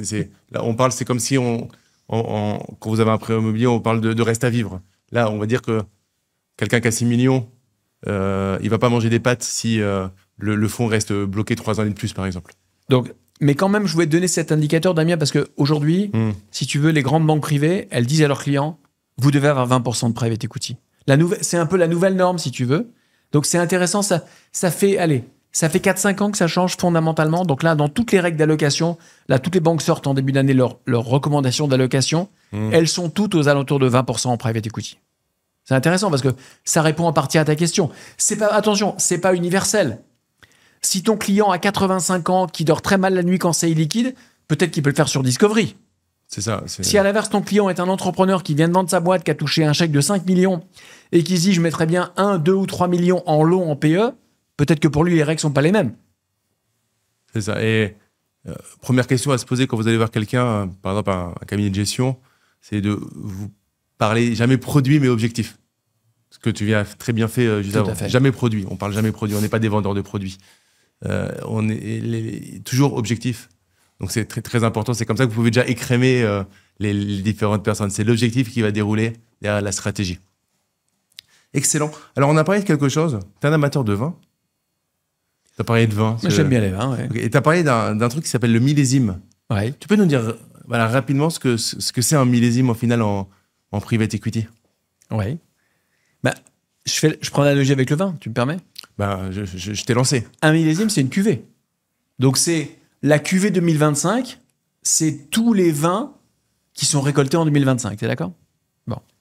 Un millésime 2025 en private equity, c'est tous les fonds qui sont lancés en 2025. Donc, quand on parle de millésime, c'est comme avec le vin, c'est tous les fonds qui ont démarré sur une certaine année. Alors, dans le vin, tu as des très bons millésimes et des mauvais millésimes. Très dur de le savoir avant. Très dur de le savoir avant. Alors, certains experts te disent cette année, l'ensoleillement, la salinité, l'humidité sont telles que ça va être un millésime extraordinaire. Très dur à savoir avant. Bon. En private equity, impossible à savoir avant. Et alors, une chose, dans les vins, tu as des très grands crus et des moins bons crus. Tu es d'accord? Ceci dit, chez les très grands vignerons, même un mauvais millésime est un grand cru. En private equity, pareil. Chez les très grands fonds, même un mauvais millésime reste un très bon performeur. Mais, alors, ceci dit, il y a une chose qui est importante. Dans le monde du private equity, comme dans le monde des vins, tu as eu des grands crus et tu as eu des moins bons crus. Qu'est-ce qui fait qu'un millésime de private equity est un grand cru ou un mauvais cru? Alors malheureusement, je ne sais pas te le dire avant, je sais te le dire après. Tu me diras, c'est trop facile, mais c'est important quand même. Pourquoi 2005 est un très mauvais millésime de private equity? La cuvée des fonds 2005. Pourquoi? Tu te souviens, je t'ai dit, les fonds, ils mettent 5 ans pour investir et 5 ans pour désinvestir. Donc le millésime 2005, c'est tous les fonds qui ont été élevés en 2005. Les fonds levés en 2005, ils ont investi entre 2005 et 2009, juste avant l'effondrement de Lehman. Donc, ils ont tout payé au top du marché. Et ils ont tout vendu entre 2009 et 2014, après le crack de Lehman. Donc, ils ont tout acheté au top et tout vendu au crack. Donc, c'est le plus mauvais millésime des 25 dernières années. Mais là-dessus, Frédéric, donc on parle d'un engagement, on est quand même en face d'investisseurs. Ouais. On leur dit c'est 5 ans pour lever, 5 ans pour récupérer. Ouais. Et on ne pourrait pas dire, voilà, est-ce que vous signez pour qu'on décale les 5 années de vente parce qu'on est dans une période de crise, comme en bourse, on sera en bas, et il faut plutôt être dans ce cas-là, sur la 8e à la 13e année. Est-ce que vous acceptez qu'on décale? Parce que là, du coup, je ne vais pas dire bêtement, mais mathématiquement, ils ont déroulé les opérations à un moment où ce n'était pas le moment de le faire. Alors, je vais te répondre. C'est très important ta question. Mais je peux finir sur le point d'avant parce que Bien tu sûr. vois. Le millésime 2005, plus mauvais millésime des 25 dernières années. Tu sais quelle a été la performance de ce millésime, la performance moyenne du private equity mondial en 2005 ? Si. 8,5% net positif. Est-ce que tu te rends compte de ce qu'on dit, Damien ? La plus mauvaise moyenne de perf sur les 25 années passées, plus 8,5 positif. Regarde les marchés cotés. Sur les 25 années passées, tu as eu des années à moins 30, tu as eu des années à plus 30, tu as beaucoup moins de vols, tu te souviens ? Beaucoup moins de vols en PE que sur les marchés cotés. Bon, donc le plus mauvais millésime a sorti 8,5 positif. C'est intéressant quand même. Hein ? Pourquoi ? Alors, c'est toutes les vertus du private equity, c'est l'engagement, l'agilité, la capacité de faire bouger les boîtes, pivoter les boîtes plus vite. Maintenant, je rebondis sur... Donc, c'était quand même important, je voulais faire ce point. Bien sûr. Le plus mauvais millésime des 25 années passées, 8,5 net positif. Bien évidemment, ça ne prédit pas de ce qui peut se passer à l'avenir. Tout à fait. C'est, on va dire, un bon indicateur. C'est un indicateur intéressant. Évidemment, est-ce que le plus mauvais millésime des 25 prochaines années, c'est 8,5 positif ? On ne le sait pas, toi et moi. Le passé n'est pas un engagement du futur, mais quand même. C'est quand même... Je te rappelle qu'on a eu des crises très graves sur les 25 années passées. 2001, tu te souviens ? Effondrement de la bulle Internet. Effondrement des tours du 11 septembre, crise géopolitique majeure. 2008, Lehman. On a eu le sentiment, et moi à la tête de Sagar à l'époque, que l'euro allait imploser, que les banques européennes allaient imploser. 2011, la crise en W, je ne sais pas si tu te souviens, rechute des marchés. Donc, on a vécu des crises très graves. Sur les 20... Alors, on n'a pas vécu de guerre thermonucléaire. Le private equity, sur les 60 ans passés, a vécu une période sans guerre entre grandes puissances, en tout cas sans affrontement direct. Donc, sur les 25 années passées, plus mauvais millésime de l'histoire, 8,5 net positif. C'est intéressant. Beaucoup moins de vols sur le private equity que sur les marchés cotés. Oh, sans guerre militaire, on va dire. Parce qu'il y a eu des guerres économiques entre les pays, on va dire. Oui, mais sans affrontement direct entre grandes puissances. Sans vrai gros affrontement, effectivement. Ouais, si je reprends ma question du coup de tout à l'heure, on est sur 5 années pour investir, 5 années pour libérer. Pourquoi les gérants n'ont pas repoussé ? Je vais t'expliquer, c'est très important. Un fonds, il dure 10 ans en théorie. Alors, le fonds peut repousser d'1 an la sortie, de 2 ans. Mais après, il y a un problème. N'oublie pas une chose. Un fonds, il lève de l'argent tous les 5 ans. En fait, il lève de l'argent tous les 5 ans et il met 5 ans pour déployer. Donc, quand il a déployé tout son argent, qu'est-ce qu'il fait ? Il va relever un fonds. D'accord ? Qu'est-ce qui se passe s'il dit à son investisseur instit, tu sais quoi, le marché est dur, j'ai rien vendu. Qu'est-ce qu'il va lui dire l'instit ? Il dit, quand tu auras vendu, tu me téléphones puis on se reparle. Donc, tu peux effectivement retarder tes sorties. Mais pas longtemps, en fait. Parce qu'il y a un élément organique dans le private equity. Tu es tout le temps en train de relever de l'argent. Tu es aussi bon que ton dernier fonds. Donc, tu es en 2008-2009. J'étais à la tête de Sagar en 2008-2009. On se prend une crise monstrueuse. Évidemment qu'on a retardé certaines sorties d'1 an. Voire certaines sorties de 2 ans. Mais tu ne peux pas les retarder de 5 ans, Damien. Sinon, tu ne peux plus lever de l'argent. Donc, en fait, c'est un marché très dur. Parce que tous les 5 ans, qui que tu sois, tu reviens devant le marché, tu reviens devant les investisseurs et tu leur dis « Regardez ce que j'ai fait sur les 5 années passées. À la fois sur mes stocks d'avant et sur mes nouveaux deals. Et si tu n'es pas bon, crois-moi, tu ne lèves plus. » Donc, c'est un marché très, très, très exigeant. Tu peux retarder un tout petit peu, mais pas de beaucoup. Tu as 5 ans pour déployer, 5 ans pour désinvestir. Mais de toute façon, au final... Ok, tu récupères 8,5 ou tu aurais pu récupérer un 11, mais ça va pas grave parce que si tu le réinvestis, tu profites des intérêts composés et tu cumules et tu peux réinvestir un montant plus élevé. Donc, de toute façon. Je peux dire une chose. Aujourd'hui, là, dans le marché où on est, alors il y a un élément technique, il y a un petit jargon. Le DPI, c'est le nouveau TRI. Je vais expliquer ce que ça veut dire. Le TRI, le taux de rendement interne, a été le benchmark de l'industrie depuis 30 ans. C'est quoi le rendement de ton fonds? Aujourd'hui, le DPI, c'est quoi? C'est la vélocité à laquelle tu rends le capital qu'on t'a confié. Donc, tu as engagé 100 dans un fonds, un DPI de 150%, c'est-à-dire que le fonds t'a rendu 150.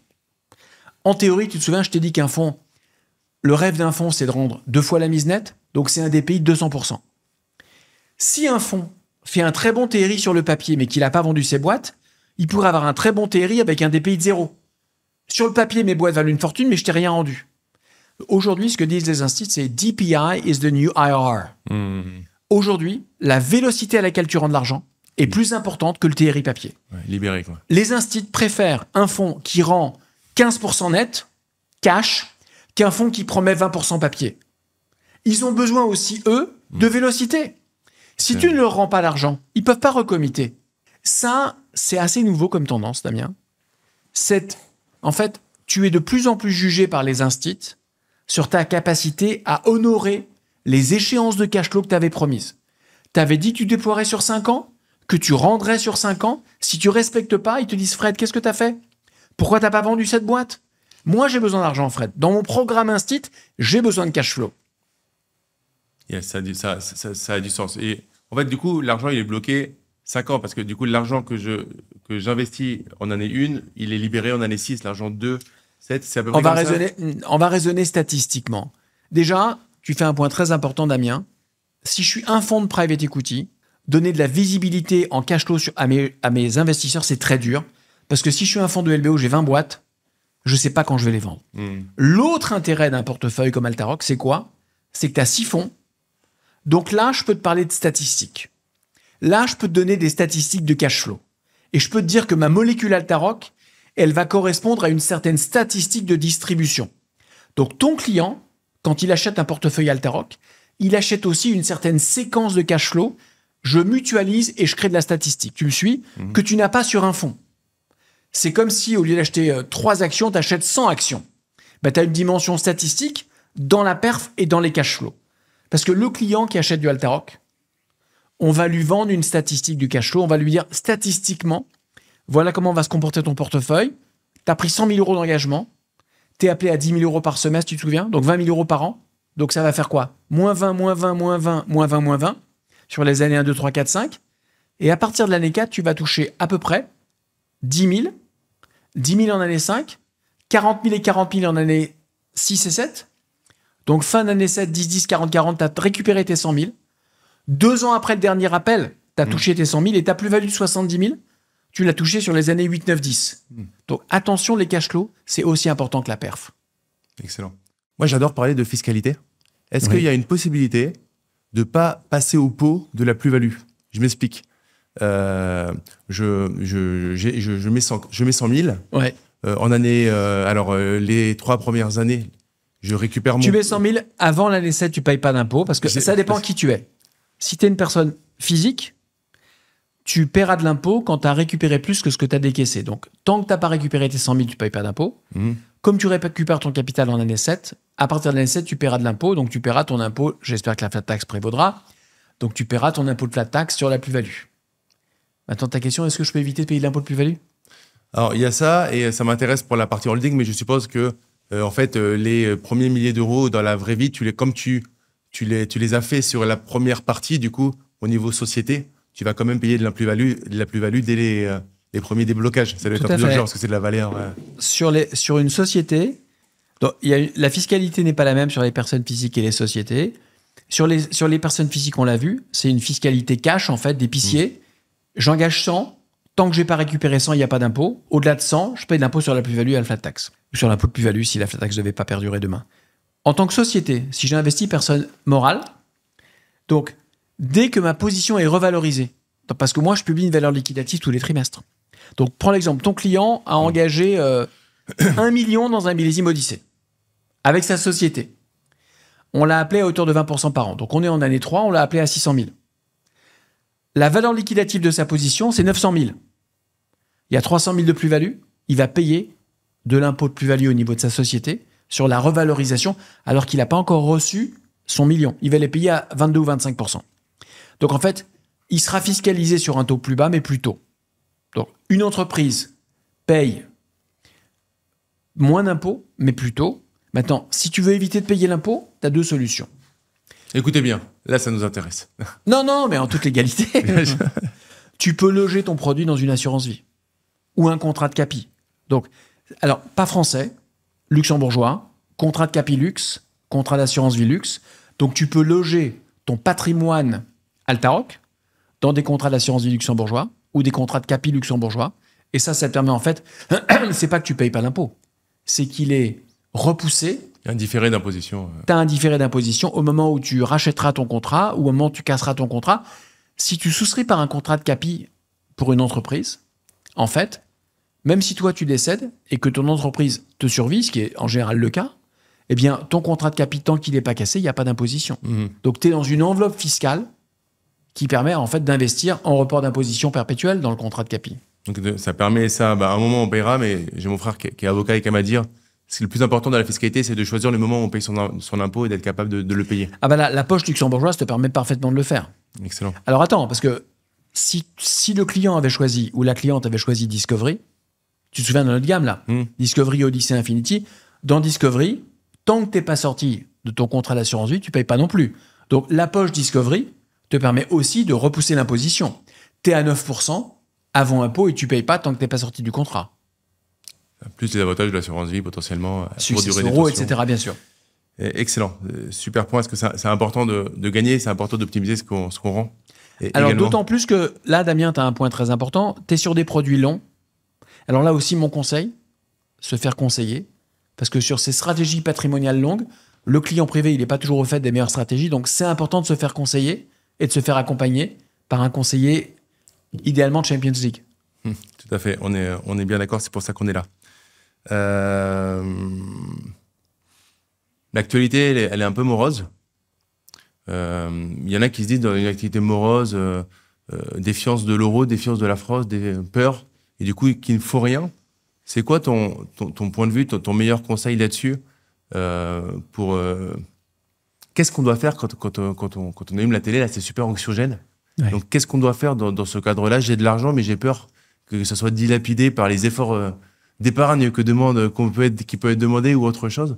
C'est quoi pour toi en tant qu'investisseur expérimenté, parce que tu es avant tout investisseur entrepreneur, c'est quoi ton meilleur conseil pour des personnes qui ont juste pas peur forcément d'investir en fait dans le private equity, mais juste peur de l'avenir? Ok, c'est une question très personnelle que tu me poses. D'abord, si vous n'investissez pas pour préparer demain, ça va coûter une fortune. On ne peut pas, dans un monde avec de l'inflation, ne pas préparer l'avenir. C'est pas raisonnable. Après, une fois qu'on a dit ça, c'est important de bien séparer ce dont on a besoin pour son quotidien, Damien, et ce dont on n'a pas besoin pour son quotidien. Mettons qu'on ait fait ce bilan et que sur son patrimoine, l'auditeur ou l'auditrice, il se dit « Allez, il y a 35% dont j'ai besoin pour mon quotidien en court terme. Ça doit être liquidé à court terme et 65% dont j'ai pas besoin. » Mettons. Sur ces 65%, cette personne se dit « Franchement, je suis prêt à être long sur, je sais pas. Allez, un tiers de ça. 20%. Sur 20% de son patrimoine, cette personne est prête à être longue, avec un certain risque d'illiquidité. Si c'est ça les hypothèses, mon conseil déjà, c'est pas de tout mettre tout de suite sur du private equity. Alors d'abord, moi je suis convaincu que sur le long, le private equity est très performant. Historiquement, ça a été une classe d'actifs ultra performante. Alors j'ai pas le temps de tout expliquer, mais il y a plein de recettes qui font que le private equity a battu les marchés cotés. Je pense qu'il n'y a aucune raison que ça change. Donc je pense que le private equity peut être sur ces 20%, enfin souviens-toi, le tiers de 65% pour la personne qui nous écoute là, je pense que ça peut représenter une partie intéressante à mettre en private equity. Maintenant, une fois qu'on a dit ça, je ne mettrai pas tout de suite en private equity sur un seul millésime. Je vais essayer de lisser mon engagement. C'est très important parce qu'en fait, même si le millésime 2025 d'Altaroc là, que je vais présenter est fantastique, je ne sais pas si c'est le meilleur millésime de tous les temps. Je sais que les gérants que j'ai choisis sont, d'après nous, les meilleurs en 25. Mais tu te souviens, on a dit, est-ce que 25 est un meilleur cru que 26? Je ne sais pas. Donc, ce que je fais, si j'investis dans Odyssey, je ne mets pas tout sur un millésime, Damien. Je vais lisser. Marocco, à ce moment-là, parce que là, on a des années et des années de vol là-dessus. Si je fais simple, je vais prendre le montant que je voulais investir, je vais le diviser par 3 et je vais l'engager sur tous les millésimes. Et en fait, Alors là, il faudrait qu'on rentre dans le détail du recyclage. En année 6, le montant que je voulais engager, il sera effectivement tiré. Mais au lieu de l'avoir mis sur un seul millésime, je l'ai lissé sur un paquet de millésimes. Donc là, on est sur un programme qu'on appelle ReUp. Pour tes auditeurs qui viendraient te voir, on a développé tout un simulateur qui permet de comprendre comment bien investir en private equity. Il ne faut pas tout mettre sur un millésime parce que, très honnêtement, quelqu'un qui viendrait me voir aujourd'hui qui me dit « Monsieur Stollard, j'ai regardé la télé, le private equity depuis 25 ans a surperformé dans des moments très stressants de l'histoire, je voudrais investir en private equity et j'ai 3 millions de patrimoine, je voudrais mettre 10% en private equity. Je voudrais mettre 300 000 euros sur le millésime 25. » Je dirais à cette personne, ce n'est pas ma recommandation. Divisez ça par 3. Prenez 100 000 euros sur ce millésime-là et 100 000 euros sur nos 6 prochains millésimes. Vous ne serez pas décaissé de 600 000. Du fait des recyclages, des distributions, comme dans l'immobilier, Damien, tu auras des loyers des millésimes précédents. Je fais une analogie. En fait, tu seras décaissé en année 6 de 300 000. C'est ça la bonne façon de faire. Donc, pour éviter de te poser la question quand investir, il faut investir tout le temps. Il faut diviser le quantum de départ par 3 et l'engager sur tous les millésimes qui viennent. Excellent. C'est comme ça que font les instituts. Ça m'amène une question un peu tordue, mais il y a 3 amis, ils ont 70 000 euros chacun. Est-ce qu'ils peuvent se mettre à plusieurs pour investir dans Altaroc? Parce que le ticket d'entrée étant à 100 000 euros, oui. Ils voudraient y mettre 70 000 euros par exemple. Donc à 3, ils auraient 210 000 euros. Est-ce qu'il y a un moyen, tu sais, en immobilier, il y a l'indivision par exemple, ou la SCI, est-ce qu'il y a un moyen de le faire? Oui, à une condition. Donc ils vont être dans une société, ils peuvent être dans ce qu'ils veulent, une société civile, une ESA, mais ils vont être conjointement solidaires. Donc en fait, moi, je peux voir qu'une seule tête, et la tête doit être capable d'engager plus de 100 000. Donc leur société va engager 100 000. La seule chose, c'est qu'est-ce qui se passe s'ils font défaut? Tu te souviens? On fait des appels de fonds. Donc, pas bon de faire défaut, parce que si eux font défaut, moi, je fais défaut dans les fonds dans lesquels j'ai investi. Donc, s'ils font défaut, je vais mettre en vente leur position. D'abord, je vais trouver un acquéreur éventuel. Et puis, si je trouve pas, je vais la racheter. Mais donc, ils seront solidaires, si tu veux. Mais c'est tout à fait possible. Tu sais, la question se pose dans des familles. Donc, on a des clients qu'on souscrit à plusieurs. Père et fils, père et fille, mari et femme. Mais tu as une forme d'indivision. Tu souscris ensemble dans une société. Nous, on voit une société avec des bénéficiaires effectifs qui sont différents. Excellent. Ça pourrait être une question... Mais il y aura en général un pacte d'actionnaires qui va les lier. Tout à fait. Ils vont signer un petit pacte d'actionnaires simple et ils vont se créer le holding. Yes, excellent. Une question moins marrante, mais on arrive vers la fin et je trouve ça quand même intéressant. Pas de lien entre la question et l'intérêt, mais vous êtes 2 associés à Altaroc, donc d'une certaine manière, on vous remet nos fonds. Ouais. Si vous décédez, que se passe-t-il? Ma femme sera triste. Celle de Maurice aussi. Alors, c'est une question très importante que tu poses. Alors, cette question, elle est importante dans tous les fonds de private equity. Moins chez nous, je vais expliquer pourquoi. J'étais l'associé fondateur d'un gros fonds de private equity français. Quand je suis parti, c'était un problème pour les investisseurs parce que j'avais fait plus de la moitié des deals moi-même. Donc, c'est un problème parce que les investisseurs se disent « Et quand Frédéric va partir, qui va faire les deals ?» D'accord ? Bon. C'est pas le cas chez Altaroc. Je peux expliquer pourquoi ? On choisit des gérants, nous. On choisit pas des deals en direct. Donc, le millésime 2025, là, que tes auditeurs ou auditrices peuvent souscrire, maintenant qu'il est choisi, si demain Maurice et moi on passe sous un camion, le deal va être exécuté par notre dépositaire. Il va rien se passer. Alors, c'est pas complètement vrai, mais c'est à 95% vrai. Pour les millésimes sur lesquels tes clients sont déjà engagés, il va rien se passer. Parce que c'est pas nous les gérants des sous-jacents, ce sont des gérants qu'on accompagne. À l'inverse d'un gérant direct, où si moi, je suis le partenaire senior d'un fonds et que je décède, c'est un gros problème. Donc ça, c'est le premier élément de réponse. Deuxième élément de réponse, j'ai recruté 70 personnes depuis 4 ans. On a recruté des équipes qui sont là pour nous survivre, Damien. Donc, ça s'appelle pas Chenio et Stollard Capital Partners, ça s'appelle Altaroc pour une raison simple, c'est une firme. Aujourd'hui, on est 4 ans plus tard, on a créé une firme, on a recruté des gens extrêmement compétents dans tous les domaines de jeu. Le patron des investissements, c'est plus moi, c'est pas Maurice. C'est un garçon qui a été patron des investissements mondiaux du private equity chez UBS pendant 8 ans, et puis patron du programme de private equity de MetLife, qui est le plus gros assureur vie mondial, Louis Flamand. Il y a 5 personnes dans l'équipe d'investissement. L'équipe technologique, Le patron de la techno, c'est l'ancien directeur de la techno de Sopra. Le patron des opérations, c'est un des anciens directeurs des opérations de JP Morgan. L'équipe commerciale, c'est un des anciens directeurs commerciaux de la financière de l'Échiquier. On a créé une firme de 70 personnes, aussi robuste que possible. Donc, dans un premier temps, il ne se passera rien pour les clients. Et demain, la firme nous survivra. Donc, si tu veux, c'est pas comme dans un fonds de private equity classique où le partenaire senior, en l'occurrence Fred, ou Maurice, si on décède, qui fera les deals demain? Là, les deals seront faits par l'équipe. Aujourd'hui, c'est déjà le cas. L'équipe, elle avance. Alors, je donne beaucoup d'impulsion, j'essaie de donner la vision. Il faut donner du rythme aujourd'hui, Damien, parce que le marché est nouveau, il faut convaincre les gens. Tu sais là où je sers le plus? Dans l'explication, la pédagogie, la crédibilité, la confiance. Alors, mon énergie, elle est nécessaire tous les jours, mais la compétence et l'expertise des équipes qu'on a recrutées, elle est dingo. Honnêtement, personne avant nous avait mis ses moyens pour créer une équipe de cette taille-là. On a quelques plus petits concurrents qui ont émergé depuis 2 ans. Ils ont 30 fois moins de nombre que nous. Donc, franchement, je ne suis pas du tout inquiet sur la capacité de l'entreprise à nous survivre. Alors, aujourd'hui, j'ai encore un rôle important. Idéalement, dans 3 ans, je dois avoir recruté mon successeur. Non pas que je veuille partir, mais je veux être totalement non indispensable. Maurice aussi, d'ailleurs. Excellent. On arrive vers la fin. Ouais. Et j'aimerais bien que tu me parles de... Tu nous en as parlé d'une certaine manière, mais sûrement vous avez une vision quand on est entrepreneur et quand on va sur des gros projets comme ça. Il est où Altaroc dans 10 ans? C'est quoi ta vision d'Altaroc dans 10 ans? Bon, 10 ans, c'est long. Mettons 5 ans. Mettons 5 ans. Je vais t'expliquer à 5 ans ma vision. C'est pas une vision, j'ai posé un business plan. Donc, j'ai fait 2 choses, si tu veux, Damien. J'ai posé un BP. Alors, c'est marrant, j'ai posé un BP le premier jour. J'ai posé un BP il y a 4 ans. Et j'ai fait une revisite du BP il y a 6 mois. Et on vient de donner 10% de la société à l'équipe de management. Et pour qu'ils voient ce que je leur donne et qu'ils comprennent ce que ça vaut, je leur ai montré un business plan. Donc, je leur ai fait un BP complet sur les 5 ans qui viennent. Et je me suis engagé, pays par pays, ligne de produit par ligne de produit, à ce que nous pourrions peut-être collecter. Donc, on a posé une vision.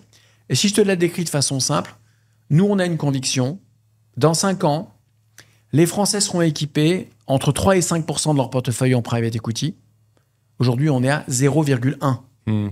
Aujourd'hui, le marché, il a à peine démarré, Damien. Donc, notre espoir, et j'espère en faire notre conviction, c'est que dans 5 ans, 3 à 5% du patrimoine des Français sera investi en private equity et qu'Altaroc sera un des piliers, un des pivots de ces portefeuilles PE. On fait que du PE, on est habité par le PE. Je pense qu'on sera dans 2 ans une petite centaine, voire un peu plus. On sera la plus grosse équipe du marché. On a ouvert 5 nouveaux pays l'année dernière. Donc on continue à mailler l'Europe avec une idée en tête. Apporter le meilleur du private equity institutionnel à ceux qui n'ont pas la connaissance à date. Alors, c'est intéressant. Regarde, on a élargi notre gamme. On a démarré avec un produit pro. On ouvre 2 gammes aujourd'hui. Le retail profond, l'instit. Et en même temps, donc, élargir la gamme sur 2 segments de marché et ouvrir les pays. On a ouvert 5 pays l'an passé. On en ouvre 2 nouveaux cette année.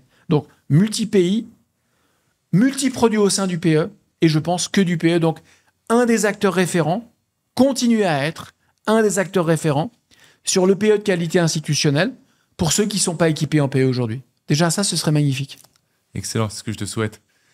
Juste parce que je sais qu'on nous écoute, pas qu'en France, aussi jusqu'au Canada, et on nous regarde. Et du coup, n'hésitez pas, en tout cas, si c'est un sujet qui a du sens pour vous, si vous pensez que c'est un moment qui peut être intéressant, vous avez des questions, je vous rappelle, je vous mets un formulaire, prenez un rendez-vous avec l'équipe du cabinet Focus Wealth Office.